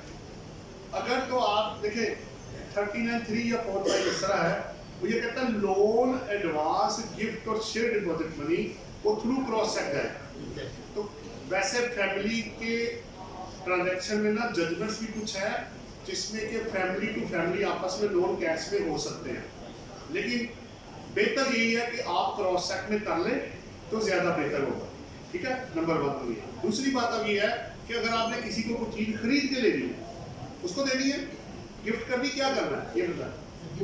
गिफ्ट करनी है तो बेहतर यह है कि आप ऐसे करें कि आप उसको क्रॉस चेक में ना गिफ्ट कर दें पैसे, वो वहां से पेमेंट करके तो अपने नाम प्रॉपर्टी अपने नाम कर, तो पैसा खत्म हो जाएगा, ना लोन आएगा ना कोई बीच में चीज आएगी।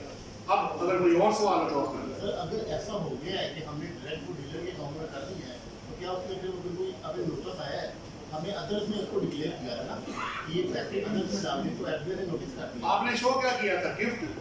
सर अदर्स नहीं, अदर्स क्या, आपको तो पता ना अदर्स क्या है, उसने तो उधर लिखा, आप बताएं क्या था वो? गिफ्ट सर, गिफ्ट डीड बनाया था, गिफ्ट नहीं है। तो जुबानी कर लिया आपने। तो गिफ्ट डीड पहले बनाए ना कि ये प्रॉपर्टी आप अच्छा नाम बेटे के लिए, जी जी बेटे के नाम। बेटे के नाम लिया, ऐसा ही है ना। पैसा डायरेक्टली, अब अगर मैं पेबल डालता हूँ तो आपने पैसे तो उससे लेने नहीं है रिसीवर, वो तो सीधा उसके नाम पे ले चला गया है। तो आप गिफ्ट डीड बना लें कि ये जो प्रॉपर्टी है ये मैंने चूंकि बेटे के नाम पे करनी थी, तो मैंने डायरेक्टली पेमेंट इसको देने की बजाय मैंने डायरेक्टली उस सेलर को दे दिया है और प्रॉपर्टी मैंने इसके नाम गिफ्ट कर दी है। टाइटल तो पहले उसके नाम आ गया हुआ है, तो वो कवर हो जाएगा। एक अगर ऐसे नहीं हो सकता, अभी आप एक और काम भी कर सकते हैं। अभी आप ये लिखें, अभी गिफ्ट डीड नहीं ना बनाया आपने, तो बैक डेट में गिफ्ट डीड तो नहीं बनेगा आपका। आप एक काम करें, अभी प्रॉपर्टी, अब उसमें एक मसला होगा, बेटे के नाम पे अगर आप लेंगे तो asset held in the name of son, एक दफा डिक्लेयर कर लूं, करने के बाद जब वो डिक्लेयर हो जाए तो अगले साल में जाके गिफ्ट डीड उस डेट का, अभी बैक डेट में आप प्रॉब्लम में चले जाएंगे। अभी आप प्रॉपर्टी अपनी वेल्थ में डिक्लेयर करें, मदर की, लिखे कि property in the name of son, डाल दी। अगला साल जब आएगा तो गिफ्ट डीड एक नया बना के तो उसको गिफ्ट करके अपनी प्रॉपर्टी उसमें से निकाल दीजिए। और अगर उसने बेचनी होगी तो जरा याद रखिएगा कि बेचने वाला चक्कर अंदर ये चला हुआ है। एफिडेविट भी चलेगा इसमें? किस चीज का? नहीं, आपने गिफ्ट करना है। एफिडेविट तो एफिडेविट किस, ठीक है, बेहतर ये है कि आप गिफ्ट डीड बना लेना, पर्पस क्लियर हो जाएगा ना। एफिडेविट भी चल जाते हैं लेकिन गिफ्ट डीड बेस्ट डॉक्यूमेंट है ना। पास्ट में एक ट्रांजैक्शन हो चुकी है, ठीक है ना जी, आप गिफ्ट डीड बनाएंगे तो पूरा डेट भी बनाएंगे, तो यही या वो क्या, transaction तो मैंने आपने यही इनको कहा ना कि अभी आप अपनी वेल्थ में डाल दें और अगले साल गिफ्ट कर दीजिएगा, ताकि कंफ्यूजन खत्म हो जाएगी ना अंदर से। वो पेएबल रिसीवेबल वाला कॉन्सेप्ट भी अंदर आएगा।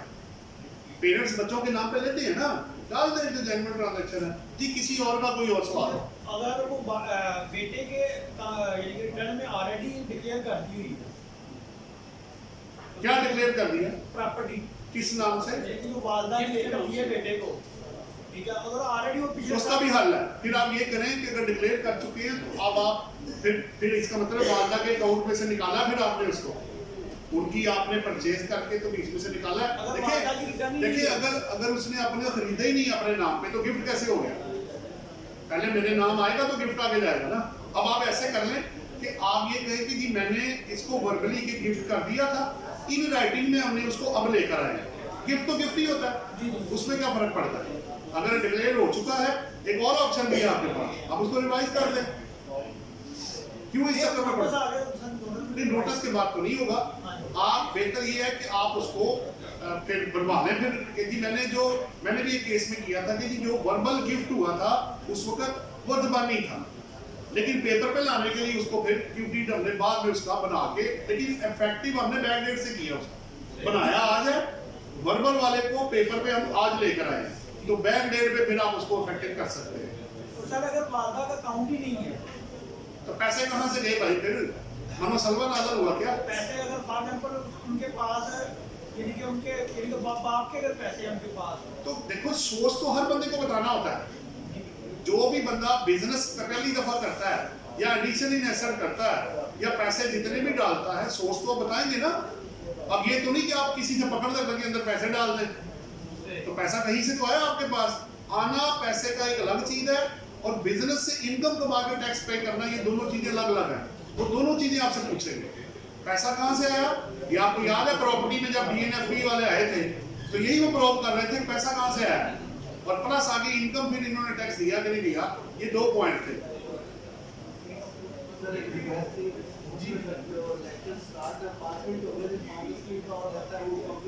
नहीं, मैं चाहता हूँ कि पहले आपके सवाल पूरे हो जाए। हाँ जी, अगर किसी का जी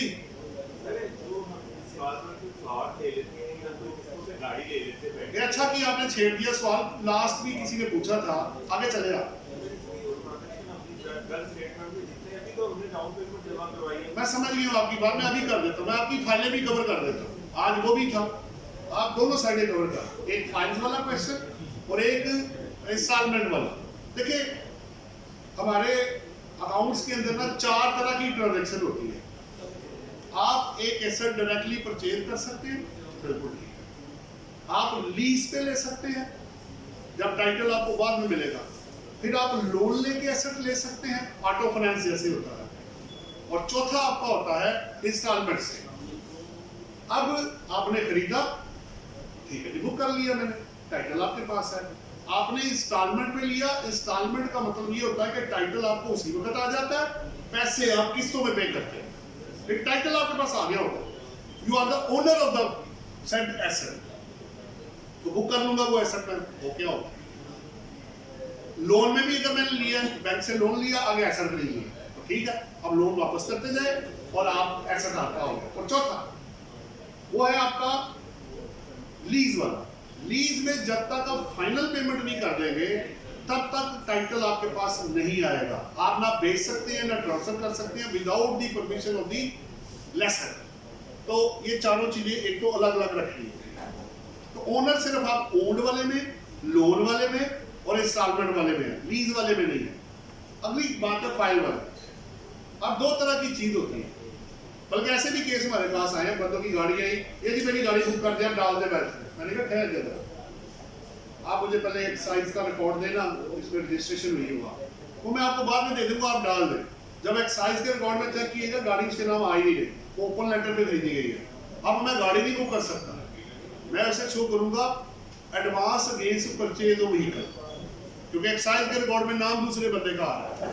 सेलर सेल बुक कर सकता है क्योंकि उसने सेल कर दी है, उसके पास सेल रिसीट है, पैसे आ गए हैं, क्रॉस चेक है, व्हाटएवर, वो अपनी जगह पे। अब आते हैं फाइलों की तरफ। फाइलों का एग्जैक्टली ट्रीटमेंट वही है। देखिए मार्केट में ना 2 तरह की फाइलें होती हैं। एक फाइल वो होती है कि आप जैसे डीएचए में आपको लेंगे ना फाइल, वो आपसे डेवलपमेंट के अलावा सारे चार्जेस उन्होंने पहले लेने हैं, वहां किस्त कोई नहीं है, there is no instalment. 70 lakh की फाइल है, 70 लाख आप देंगे जी, 35 के 2 नहीं भाई, पूरे का पूरा पेमेंट करेंगे, वो आपके नाम फाइल ट्रांसफर कर देंगे। अब जब बैलेटिंग होगी फिर वो चार्जेस लेंगे, वो बताएंगे कहाँ पे आपका प्लॉट आया है। तो फाइल 2 तरह की है। अगर टाइटल आपके पास आ गया है तो you are the owner of the said plot. और अगर आपने सिर्फ अभी एडवांस, ऐसी स्कीमें भी हैं जो कि 4 साल में पेमेंट आपसे लेंगी कि जनाब आप पैसे देते गए, बैलेटिंग होगी, फिर आपको बताएंगे जगह कौन सी होगी, फ्रंट वाली बैक वाली। तो उस सूरत में वो advance against purchase of asset है, वो एसेट नहीं है। मुझे पता ही कुछ नहीं है कौन सा प्लॉट है, नंबर भी कोई नहीं दिया, अलॉटमेंट लेटर भी कोई नहीं है, अभी सिर्फ पेमेंट जा रही है। तो दोनों को आपने अलग अलग अकाउंट फॉर करना है। मेरा ख्याल है आपका पूरा हो गया सवाल। सर गाड़ी ली है इंस्टॉलमेंट, वो टाइटल का भी नाम नहीं हुआ। इंस्टॉलमेंट और लीज में फर्क होता है।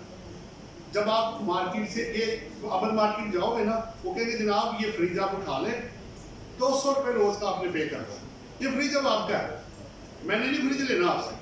अगर आप कल को डिफॉल्ट करेंगे तो मैं जो गारंटर होगा उसके साथ मिलके आपसे पेमेंट के लिए आपको कहूंगा मेरे पैसे वापस करें, मुझे ऐसा नहीं चाहिए। लीज में ऐसा नहीं होता। लीज में अगर आप डिफॉल्ट करेंगे तो पैसे तो जो लिए वो जाएंगे, ऐसा भी वो पकड़ लेते हैं, भाई ये ऐसा भी पकड़ा दो, अब आप पहले पेमेंट रिलीज करो। तो ये दोनों में फर्क है। एक में टाइटल आप लीज लेंगे ना, ज्वाइंट या उनके नाम पे एसेट चढ़ाया जाता है। आप लीज वाला एसेट ना बेच सकते हैं ना ट्रांसफर कर सकते हैं, क्योंकि आप मालिक ही नहीं है उस चीज के, जब तक फाइनल पेमेंट नहीं आप करेंगे। इंस्टॉलमेंट वाला पैसा का बेच दो, इधर मैं फ्रिज पकड़ूं मैं बेच देता हूं आगे, कोई मसला नहीं है। लेकिन दोनों में डिफरेंस आपको करना जरूरी है। आप टाइटल जाके चेक करें वो किसके नाम है, अगर उसके नाम हुआ तो लीज है, और अगर आपके नाम हुआ तो फिर इंस्टॉलमेंट है, या लोन लेके आप ले लें वो तो वैसे ही आपका हो जाएगा। लीज पे हुआ तो कैसे बुक करेंगे उसे?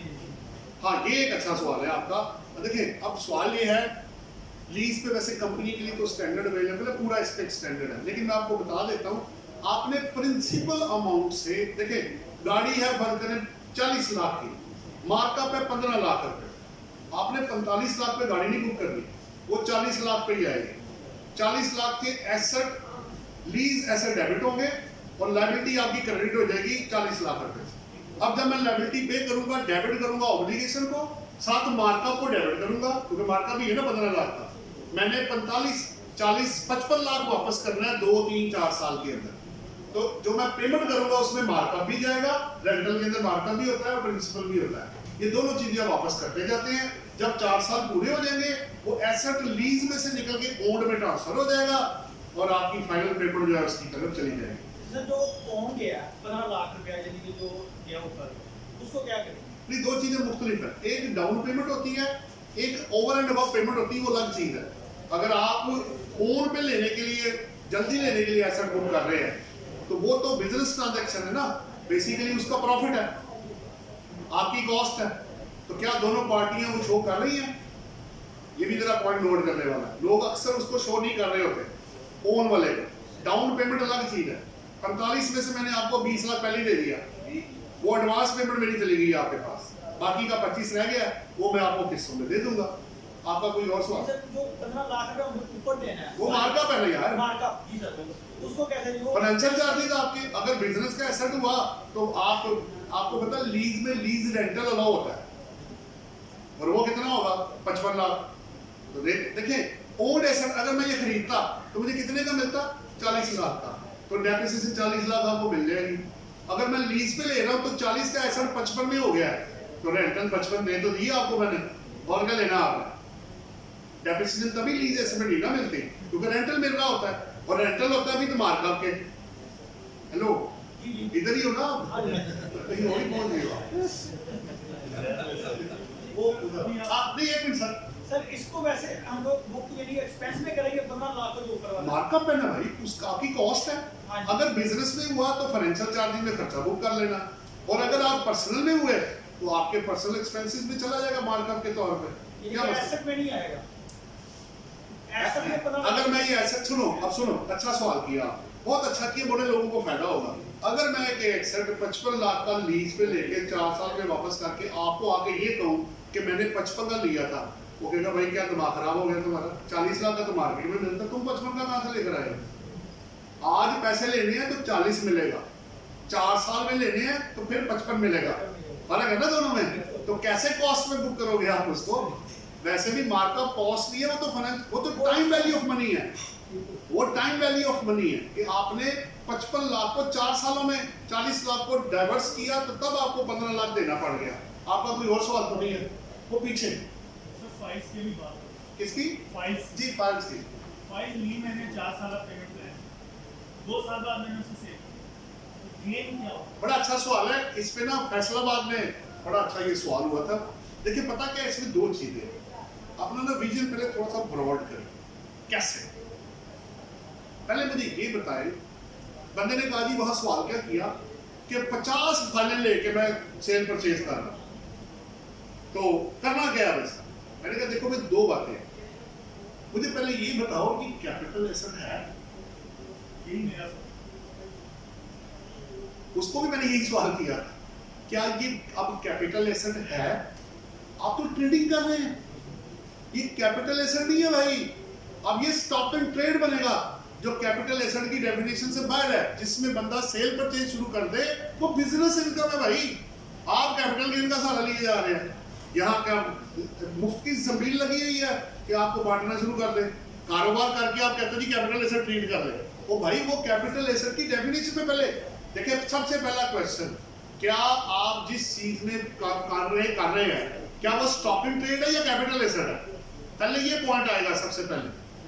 अगर वो स्टॉक इन ट्रेड है तो वो तो कैपिटल एसेट है ही नहीं। अब सुने, फिर आप जो सेल परचेज करके प्रॉफिट कमाएंगे वो बिजनेस इनकम में टैक्सेबल होगा, प्रॉफिट निकालें। अगर आपने कभी कभार एक चीज में डील किया, 10 साल पहले मैंने एक प्लॉट लिया, मुझे जरूरत पड़ गई, मैंने आप बेच दी, तो ठीक है 5 साल बाद बेच दिया, समझ आती है बात। अच्छा, मैं रोज ही प्लॉट खरीद रहा हूँ, रोज ही प्लॉट बेच रहा हूँ और मासूम बन के बैठा हूँ, मेरा कैपिटल गेन है जनाब। ऐसे नहीं होता जनाब, ठीक है। थोड़ा सा आप अपनी विजन को ब्रॉड करें कि स्टॉक इन ट्रेड और कैपिटल एसेट में फर्क होता है। स्टॉक इन ट्रेड का मतलब होता है सेल परचेज आपने उसकी रेगुलर बेसिस पे करनी होती है। जो कैपिटल एसेट होता है, आप क्या घर रोज रोज खरीदते हैं? चले जवाब दें मुझे, आप गाड़ी क्या रोज खरीद के बेचते हैं? अपनी जाती गाड़ी की बात कर रहा हूं मैं आपकी, समझेगा चीज को, फर्क है दोनों चीजों में, रेपुटेशन है, नेचर है, फिर आप करते क्या है? पैसा आप करोड़ों में कमाना चाहते हैं, टैक्स आप देना नहीं चाहते, ये कैसे होगा भाई? नहीं। जो जिस हेड का है वो उसी हेड के अंदर ही जाएगा और फिर वो कैपिटल एसेट नहीं रहेगा, फिर वो बिजनेस इनकम के तौर पे आपको टैक्स लगाया जाएगा। अब लोग उसको कंफ्यूज कर रहे हैं, जितना मर्जी कमाओ है तो कैपिटल एसेट, आप भी थोड़ा सा देके जान छुड़ा लेंगे। ऐसे नहीं है भाई।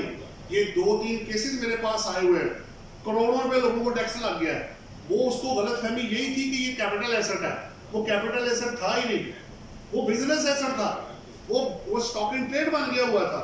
लेकिन अगर कैपिटल एसेट है और आप ये प्रूव कर देते हैं, then you will be accessible under the head capital gains, otherwise वो बिजनेस इनकम के अंदर जाएगा। ये बड़ा इंपॉर्टेंट पॉइंट है, तो फाइलों को मिक्स मत कीजिएगा। अगर वो रेगुलर बेस पे कर रहा है और नंबर ऑफ फाइल्स बहुत ज्यादा हैं, तो जनाब आप किस चक्कर में मुझे फंसाया हुआ आप लोगों ने जी? सर अब जो फाइल्स हैं ऑन ग्राउंड प्लॉट्स नहीं, रिमूवल तो ना हो। देखिए बात पता क्या है सर, एक बंदा रहता कहीं और है, गाड़ी भी उसके पास है, मुझे अब ये बताएं फाइल करनी क्या है? ट्रेड होती है, ट्रेड ही है ना यार। तो फिर आपने खुद ही मुझे जवाब दे दिया कि ट्रेड कर रहा है वो। देखिए अब मैं आपको बता रहा हूं, आप जो सोच रहे हैं वो मैं बता देता हूं। आप एक मिनट, मैं आपके बात बाद में क्योंकि एक के मुझे दूसरा कर देंगे तो पहला रह जाएगा। अब वो चाह क्या रहा है, अब वो सोच क्या रहा है? वो ये सोच रहा है कि करता तो मैं बिजनेस रहूं, लेकिन टैक्सेबल मुझे कैपिटल गेन में किया जाए, और वो होना नहीं है। तो ये तमाशा किसी और के साथ लगाइएगा, एफबीआई तो नहीं ये बात मानेगा, ये होना नहीं। देखिए वो ये सोच, मैं आपकी नहीं बात कर रहा, जो बंदा फाइलों में डील कर रहा है सर वो मूवेबल है या नहीं है, वो दोनों सूरतों में स्टॉक इन ट्रेड ही बनेगा। आपका क्वेश्चन खत्म हो गया। आप प्लॉट को लिए फिर रहे हैं, मैं कह रहा हूं ये बिजनेस का एसेट है। प्रॉपर्टी डीलर 100 प्लॉट्स में सेल परचेज करता है, अब क्या करूं उसको मैं? तो बस फिर खत्म होगी ना बात। फिर जब इस बिजनेस में अगर आप इमूवेबल प्रॉपर्टी को रेंट आउट करेंगे तो रेंटल इनकम है, अगर आप उसकी सेल परचेज करेंगे चाहे वो मूवेबल है या इमूवेबल है, फिर वो बिजनेस एसेट ही बनेगा और वो कुछ नहीं बनेगा। अच्छा एक जेन्युइन है, जैसे मेरा जाति था, एरिया में तो ऑन ग्राउंड नहीं था, 5 साल हो गए 7 साल हो गए ऑन ग्राउंड ही ना हो, मुझे उसको सेल करना, वो क्या हो? नहीं आपने लिया क्या था फाइल, फिर क्या हुआ? तब उन्होंने कहा कि हम इसको ग्राउंड कर देंगे, डेवलपमेंट कर देंगे, वो जगह वो अक्वायर नहीं कर सके, उसको नहीं। देखिए दो चीजें, अगर मैं इसको प्लॉट ट्रीट करूं, एक ही था एक ही दफा हुआ तो वन टाइम है, तो अगर मैं इमूवेबल ट्रीट करूं तब भी कैपिटल एसेट है। अब सवाल सिर्फ ये रह गया, अगर मैं इसको राइट भी समझ लूं कि आपने राइट बेचा है, तो वो भी सेक्शन 37 के अंदर कवर्ड है, वो ऊपर चला जाएगा। अगर ये इमूवेबल में ना आया नीचे 37(1)(a) में 22 के लिए, तो ये ऊपर 37 के ऊपर चला जाएगा, जी चला जाएगा उसके अंदर। लेकिन स्पेसिफाइड होगा वो, क्योंकि अगर वो बिजनेस में ना गया तो तब वो कैपिटल गेन के अंदर जाएगा, वरना स्टॉक इन ट्रेड आपको पता है वो उधर है। जी ऐसे ही है ये जरा, लेकिन आपको ये साबित करना पड़ेगा, इतना सीधा काम नहीं है ये कि लोग फाइलों में जो मर्जी करते रहे और चुप करके वो तमाशा देखते रहे। आपका जी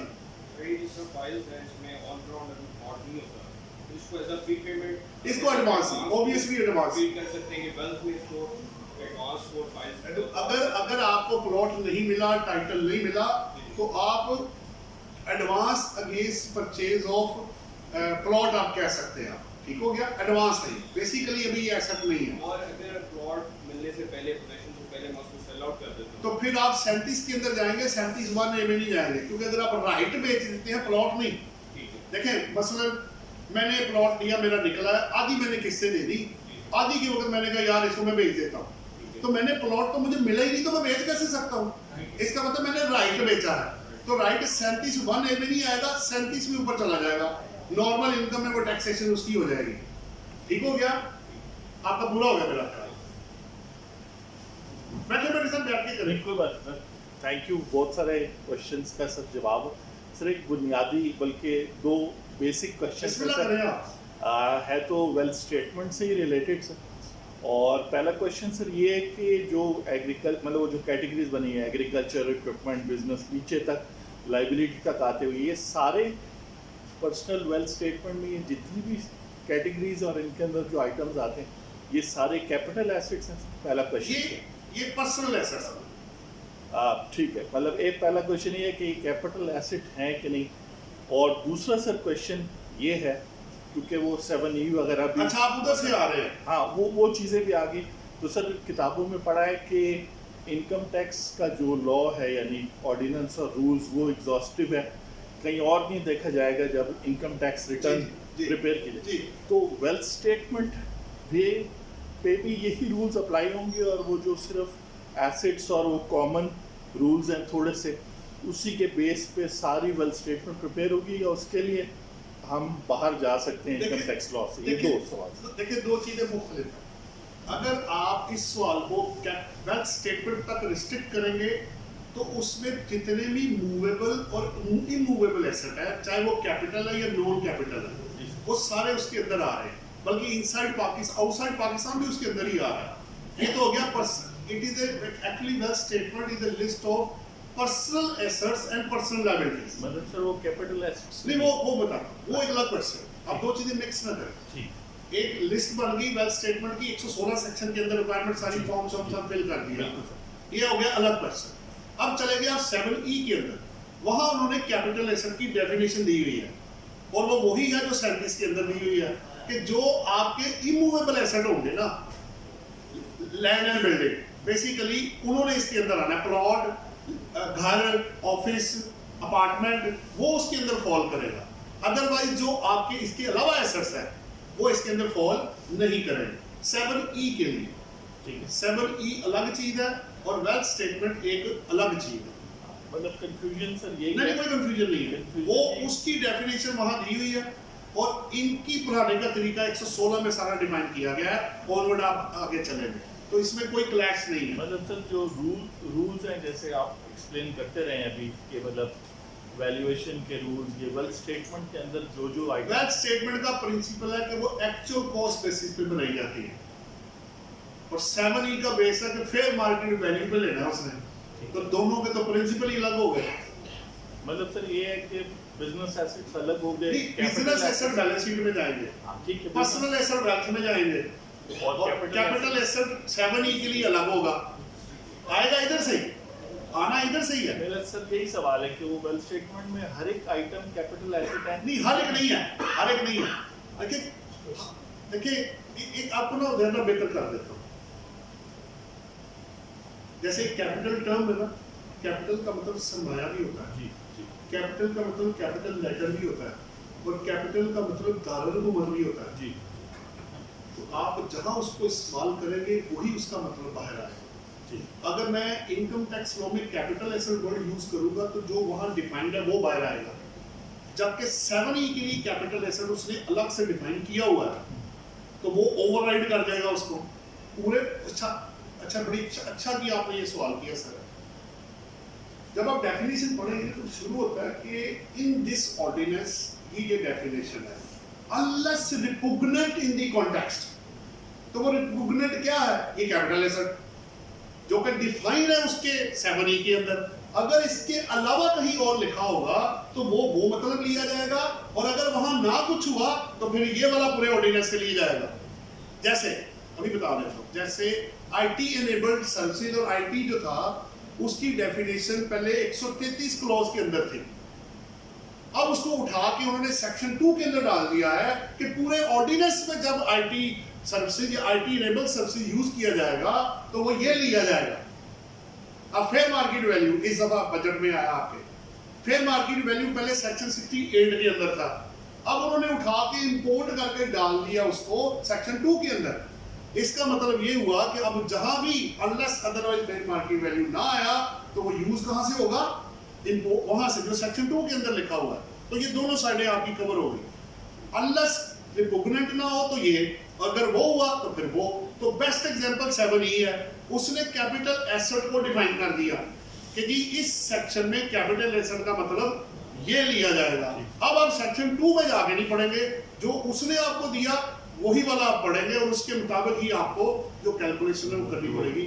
आपका मुझे उम्मीद है दोनों सवाल पूरे हो गया तकरीबन सर। बिल्कुल के मतलब वो वेल्थ स्टेटमेंट में कॉस्ट बेसिस वो 7E के साथ नहीं, उसका एसेट जरूर लिया जाएगा, कैपिटल एसेट उसमें से निकाला जाएगा, लेकिन उसकी फेयर मार्केट वैल्यू पे, लेकिन तब जब आपकी एक्सक्लूजन के अलावा एसेट होंगे। 7E में एक्सक्लूजन भी है ना, आपका एक कैपिटल एसेट, आपके वो बिजनेस में जो एसेट यूज हुए, आपने ड्यूरिंग द ईयर जो एक्वायर किया, आपने जो रेंट पे दिया हुआ है, आपने जिससे एग्री इनकम जनरेट की हुई है, स्पेसिफाइड एसेट्स को निकाल के जो बाकी बचेगा उसकी फेयर मार्केट वैल्यू ली जाएगी। और सेक्शन 37 जो है सर कैपिटल एसेट, कैपिटल ये डेफिनेशन बेसिकली 37 से इंपोर्ट होकर उधर गई है। जो 37 के अंदर लिखी हुई है ना, आखिरी सिर्फ पॉइंट उसके अंदर कवर नहीं है, बाकी पहला तीनों स्टॉक इन ट्रेड नहीं आएगा, स्टोर एंड स्पेस नहीं आएंगे, डेबिटेबल एसेट नहीं आएगा, इंटेंजिबल नहीं आएगा, वो पर्सनल एसेट मूवेबल नहीं आएंगे अदर देन 38(5) के और jewellery material first day cover. तो वो डेफिनेशन ऑलमोस्ट वही उधर गई है जो आपकी सेक्शन 37 के अंदर दी हुई है। जो कैपिटल, असल में कैपिटल एसेट की ना डेफिनेशन है ही कोई नहीं, उन्होंने दिया जो एक्सक्लूडेड है, सही, उन्होंने एक्सक्लूजन दी है आपको। अब जाके पढ़े कैपिटल एसेट है किधर, वो डिफाइंड नहीं है। उसने डिफाइन किया जो कैपिटल एसेट में नहीं आता, तो जो नहीं आता वो ये है, तो इसके अलावा जो होगा वो किधर जाएगा, वो फिर कैपिटल एसेट बन जाएगा। तो डायरेक्टली कैपिटल एसेट डिफाइंड नहीं है ऑर्डिनेंस के अंदर, देयर इज नो डेफिनेशन। एक प्रपोजिशन आजकल सामने आ रही है जी, ये आ रही है कि मैं एक ऐसे शख्स की टैक्स रिटर्न फाइल कर रहा हूँ पिछले 10 साल से, जिसने अपनी वेल्थ स्टेटमेंट में एक प्रॉपर्टी ऐड की हुई है बेटे के नाम पे। फर्ज कर ले वो प्रॉपर्टी उसने 1 करोड़ की ऐड की हुई है। आज सूरत ये हो गई है कि 236C की एग्जेम्पशन खत्म हो गई है। हाँ जी ऐसे ही। अब अगर वो प्रॉपर्टी बेचना चाह रहा है ना 1 करोड़ की, तो एक सिचुएशन है, आप प्लीज उसको एक्सप्लेन कीजिएगा सारे दोस्तों के लिए। तो वो हमारे पास आता है कि आप मेरे बेटे को फाइलर बनाएं, क्योंकि 236C में नॉन फाइलर का रेट इस वक्त 7% ऐसे ही। अगर प्रॉपर्टी वैल्यू 2 करोड़ हो तो नॉन फाइलर को 14 लाख रुपया इनकम टैक्स देना पड़ेगा। अगर वो फाइलर बन जाता है तो 4 लाख। जी ऐसे ही। अब सिचुएशन क्या है कि डिक्लेरेशन बाप की है वेल्थ स्टेटमेंट के अंदर कि मेरी इन अदर जो बच्चों के नाम प्रॉपर्टी वो उसने डिक्लेयर कर। अब वो आता है कि मेरे बेटे को फाइलर बनाते, मैंने ये प्रॉपर्टी बेचनी है, ताकि वो 14 लाख वाले टैक्स से बच जाए। इसका जरा थोड़ा सा एक्सप्लेन करें कि इसको हम किस तरह से ट्रीट करें। बाप के अकाउंट से तो वो निकल जाएगी, अब बेटा उसको क्लेम करेगा या नहीं क्लेम करेगा, गेन कौन कैलकुलेट करेगा, ये मैं स्पेसिफिक बात कर रहा हूँ क्योंकि आजकल हर दूसरे केस में हम लोगों के पास ये सिचुएशन आ रही है। 236C की एग्जेम्पशन खत्म होने की वजह से जिसके नाम जो प्रॉपर्टी है वो वही फाइलर होगा, तो उसको बेनिफिट देंगे। ऐसे ही है। लॉ यही आपको है। वो कंसीडर नहीं करेंगे, आप उनको वेल्थ स्टेटमेंट दिखाएं वो नहीं मानते। ऐसे ही है, बिल्कुल ऐसे ही है। इस सिचुएशन को जरा एक्सप्लेन करें।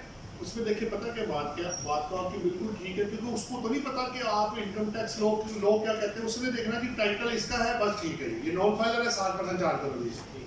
अब मसला ये है कि आप पहले तो उसको फाइलर बनाएं, ये तो बिल्कुल सही बात है। दूसरी बात ये है कि अगर मैं इनकम टैक्स लॉ में आऊँ तो लॉ ये कहता है, जो हमने भी काफ़ी जगहों पे यूज़ किया है, अगर मैंने प्रॉपर्टी सिर्फ अपने बेटे के नाम पे खरीदी है, मैंने ना गिफ्ट की ना इनहेरिटेंस हुई, मेरी इंटेंशन थी कि कल को जब मेरा दिल करेगा मैं इसको वो प्रॉपर्टी ट्रांसफर करूँगा। अब वो जिंदगी में हुआ तो गिफ्ट करेगा या सेल करके पैसे दे देगा, या डेथ होगी अल्लाह माफ करे तो फिर ऑटोमेटिक फिर आपको करने की जरूरत नहीं। अगर आपने वसीयत में कुछ और नहीं लिखा हुआ तो लीगल हेयर्स के पास ही चीज में जाना, और किसके पास जाना। लॉ के मुताबिक अगर आपने गिफ्ट नहीं किया, आपने उसको ट्रांसफर नहीं की, तो जब ये गेन आएगा ये in the hands of the father taxable होगा, ये बच्चे के पास नहीं आएगा। ऑल्दो के टाइटल उसके नाम है, लेकिन पैसे जिसने दिए थे वो उसका फादर था।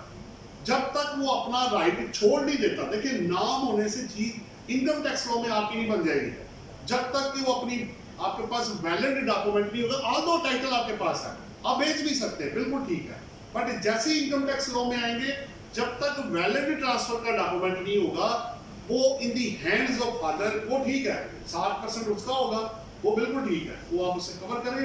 इवन ये कि अगर आप उसको फाइलर बना के 2% घटाते हैं, आप इधर आके वो टैक्स अपने इसके बाप वाली में क्लेम करें, क्योंकि वो इसका टैक्स है, वो अल्टीमेटली इसके पास आना है, क्योंकि इसने पैसे दिए थे। लेकिन अगर वो गिफ्ट कर चुका है वो तो फिर खैर बात ही और हो जाएगी। सो इसमें काफ़ी जगहों पे ऐसे हुआ है। एक और भी सिचुएशन मैं आपको शेयर करूंगा कि बहरहाल ये वाला तो इसी तरह ये कवर हो गया। आपका कोई और सवाल हो, क्योंकि मेरे पास काफ़ी पड़े हुए हैं अभी। Pakistan citizen, resident, non resident, Pakistan citizen, non resident, salary ले रहा है सऊदी अरब, इसकी 114 दी जाएगी, 116 दी जाएगी। नहीं देखें, दो सवाल मुख्तलिफ है। अगर आप पाकिस्तान में रेजिडेंट इंडिविजुअल हैं तो वेल्थ स्टेटमेंट फाइल करना लाजमी है। अगर आप पाकिस्तान में टैक्स ईयर 2022 के मुताबिक आप नॉन रेजिडेंट हैं तो फिर आपको वेल्थ स्टेटमेंट फाइल करना लाजमी नहीं है। आप एट्रीब्यूट में जाके नॉन रेजिडेंट को क्लिक करेंगे, आपकी वेल्थ के बगैर ही रिटर्न फाइल हो जाएगी। लेकिन यहाँ पॉइंट बड़ा जो नोट करने वाला है, हमारे जितने नॉन रेजिडेंट क्लाइंट्स हैं उनकी वेल्थ स्टेटमेंट हम रेगुलर बेसिस पे हर साल बना रहे हैं। क्यों? वजह क्या? क्योंकि commissioner inland revenue is having the power कि वो आपसे 116 इवन 116 ए की भी वो वेल्थ स्टेटमेंट आपसे मांग सकते हैं जो सेपरेट फॉरेन एसेट्स और फॉरेन वाली है। तो आप बना के जरूर रख लें, फाइल करने का बेनिफिट ले लें, लेकिन अल्टीमेटली अगर उन्होंने मांग लिया तो फिर आप ये सहारा नहीं ले पाएंगे कि जनाब चूंकि मैंने फाइल ही नहीं की थी तो अब आप उसे ना मांगे। वो पावर नहीं आपके पास है। ना फाइल करने की पावर आपके पास है, बट नोटिस के थ्रू रिक्वायर करना वो पावर उनके पास है। और मैंने काफी केसेस में प्रोड्यूस की भी है, ये मैं बताता चलूं। एक तो होता है ना जी सुना है सिर्फ, मेरे काफी नॉन रेजिडेंट्स को नोटिस आए हैं कि जनाब आप हमें ना 116 की वेल्थ स्टेटमेंट इनकी फाइल करें। मैंने कहा जी ले ले, आप कोई मसला नहीं है, हमने बनाई हुई है। तो डॉक्यूमेंट्स पहले से लेके रखें, बना के रखें, क्योंकि नॉन रेजिडेंट के लिए बड़ा मुश्किल है कि वो बाहर है आपको डॉक्यूमेंट्स अरेंज करके दे। यानी कि उसकी 114 दी जाएगी, रिटर्न तो 114 की जानी है, ऐसे ही है। क्योंकि अब तो एफटीआर की सेपरेट है भी नहीं ना, अब तो अंदर ही है उसके अंदर। बल्कि अब तो वेल्थ की एक्नॉलेजमेंट भी नहीं है, अब तो एक्नॉलेजमेंट इनकम टैक्स वाली ही वेल्थ टैक्स की समझी जाएगी। उधर एट्रीब्यूट में जाके नॉन रेजिडेंट होगा जी, उसको क्लिक करेंगे तो आपको, लेकिन बना के रख लीजिएगा जी। किसी का क्वेश्चन हो, वरना मेरे पास ये क्वेश्चन आए हुए हैं। एक बड़ा प्राप्ति देता है एफपीआर रेट पे या डीसी रेट पे, वो रेट तो उसके बराबर हुआ सर। तो जब प्रॉफिट देता है तो जो पार्टी है टैक्स देती है वो बैंक के जरिए उसको पेमेंट करती है। डीसी रेट जो है वो तो कम हुआ, तो वो पार्टी उसको बैंक के जरिए जो पेमेंट करती है, बेशक उसका 1.5 करोड़ दे, तो जो 50 लाख रुपया वो कहाँ जाएगा? इस पे देखें, पता क्या बैठिए आप इजी हो गए। इस पे बहुत सारे सेमिनार हम कंडक्ट कर चुके हैं। अब आपको मैं क्रक्स जो है ना वो निकाल देता हूँ। ये है, देखिए 68 सेक्शन ये कहता है कि जब आपने प्रॉपर्टी खरीदनी है, एफबीआर का, अब कहीं एफबीआर का रेट ज्यादा है, कहीं कम भी है, ये भी बताता चलूंगा आपको। ऐसी भी सिचुएशन आ गई। बल्कि एक केस में बंदे की प्रॉपर्टी उसने खरीदी तो उसने कहा जी मैंने खरीदी है 15 लाख की और एफबीआर का रेट है 10 लाख। अब उल्टा कर देते हो, वो कहते जी एफबीआर का रेट 15 है, मैंने खरीदी 10 में है, अब मैं क्या करूं, 15 में बुक करूं? आपने जितनी पेमेंट की है उसी में ही आएगा। आपकी जेब में से जितने पैसे जाएंगे इरिस्पेक्टिव कि एफबीआर का रेट उससे ज्यादा है या कम है, आपने जो बुक करना है अपनी वेल्थ स्टेटमेंट के अंदर एसेट को, जो आपकी जेब में से पैसे गए हैं वो वही आएंगे। अब लोग कर क्या रहे हैं, लोग क्या करते हैं, जो गलती करते हैं जिसकी करेक्शन मैं आपको कर देता हूँ, लोग एफबीआर की रेट पे एग्रीमेंट टू सेल बना लेते हैं, जो कि गलत है। ऐसे नहीं है। अगर मेरी प्रॉपर्टी की वैल्यू 4 करोड़ पे है तो मैं एग्रीमेंट टू सेल 2.5 करोड़ का बना लेता हूँ और वो एफबीआर के रेट के बराबर है, मैं अज्यूम कर रहा हूँ। तो इसका मतलब ये नहीं है कि अब आप छूट गए।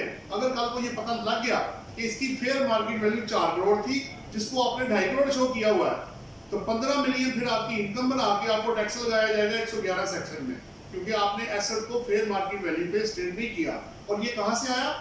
68 सेक्शन के अंदर जब आप जाके पढ़ेंगे, उन्होंने लिखा हुआ है। पहले हुआ पता क्या, पहले डीसी रेट का झगड़ा था, फिर एफबीआर, उन्होंने कहा अगर डायरेक्ट फेयर मार्केट वैल्यू पे गए तो उन्होंने लड़ाई करनी है, उन्होंने डीसी से उठा के एफबीआर रेट पे गए और साथ ही नीचे लिख दिया कि अगर एक्चुअल वैल्यू इससे ज्यादा होगी यानी फेयर मार्केट वैल्यू, तो आपको ट्रांजैक्शन उसी वैल्यू पर ही करनी पड़ेगी। आप ठीक है, आप अपनी देखिए मसला पता क्या, मसला 2 फोल्ड है।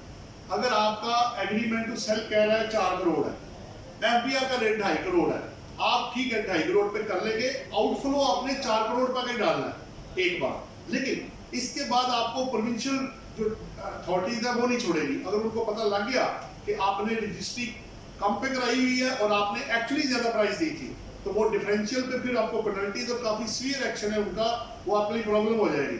तो बेहतर मेरे पास जो स्टेट और बिल्कुल इफ एंड बट के बगैर जो जवाब है वो ये है कि आपने रजिस्ट्री एग्रीमेंट टू सेल जो कि फेयर मार्केट वैल्यू पे हुआ है उसी वैल्यू पे ही करना चाहिए आपको। यही एक बेस्ट सोल्यूशन है, वरना बड़ा भाई तो आपको कुछ नहीं कहेगा, छोटा भाई आपको पकड़ लेगा, जो कि प्रोविंस इसको मैं कह रहा हूँ।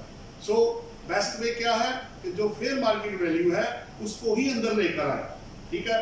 अदरवाइज 111 सेक्शन अवेलेबल है, आपके लिए प्रॉब्लम शुरू हो जाएगी। और हुई भी है लोगों को, काफी लोगों को नोटिस इशू भी इसी रेट पे हुए हैं कि एफबीआर का रेट भाई 3 करोड़ है, तुमने 5 करोड़ की चीज ली है, मुझे पता लगा, तो बाकी 2 करोड़ कहाँ गया, वो शो क्यों नहीं किया आपने? तो एफबीआर की हद तक पूरा हो जाएगा। वो प्रवीण साहब की तरफ थोड़ा सा प्रॉब्लम क्रिएट कर सकता है। मेरा ख्याल है आपका पूरा हो गया जवाब। अगर ये हो जाता है तो इसका फिर हाल क्या है? किस चीज का? तो ये वो एंट्री गलत कर देता है। तो रिवाइज कर ले, पैसे चेक कर ले, पड़े हुए आप देखिए, आपने पैसे दिए थे तो चीज आई थी ना, 4 करोड़ तो दिया था आपने उसको। अपनी बुक्स जाके चेक करें वेल्थ को और बिजनेस को कि पैसे इतने पड़े होने चाहिए आपके पास, पैसे थे तो गए ना आपके। रजिस्ट्री में तो उसने गलत लिखी, वहां पे तो उसने 2.5 करोड़ अगर 5 करोड़ की उसने 2.5 करोड़ उसने नहीं लिखी, आपने लिखवाई। उसने किसने? वो कौन है? तो समझाए ना उसको कि भाई मेरे अपने क्लाइंट ही आके कहते जी हम इस पे कर ले, मैंने कहा भाई मेरी कोई जिम्मेदारी नहीं। अगर आपने एग्रीमेंट टू सेल पे रजिस्ट्री ना कराई, कल को सूबे ने आपको पूछा तो फिर मेरे पास मत आना। रिस्क एंड रिवॉर्ड तुम्हारा है, तुम लेना चाहते हो ले लो जाकर, मैंने आपको फार्मूला के दे दिया, फिर मुझे मत कहना कि मैंने आपको लॉ नहीं बताया था। तो वो भी तंग आके कहता अच्छा यार चलो फिर इस पे। अब प्रैक्टिकल में लोग कर रहे हैं ना, काफी ट्रांजेक्शन कर रहे हैं इस तरह।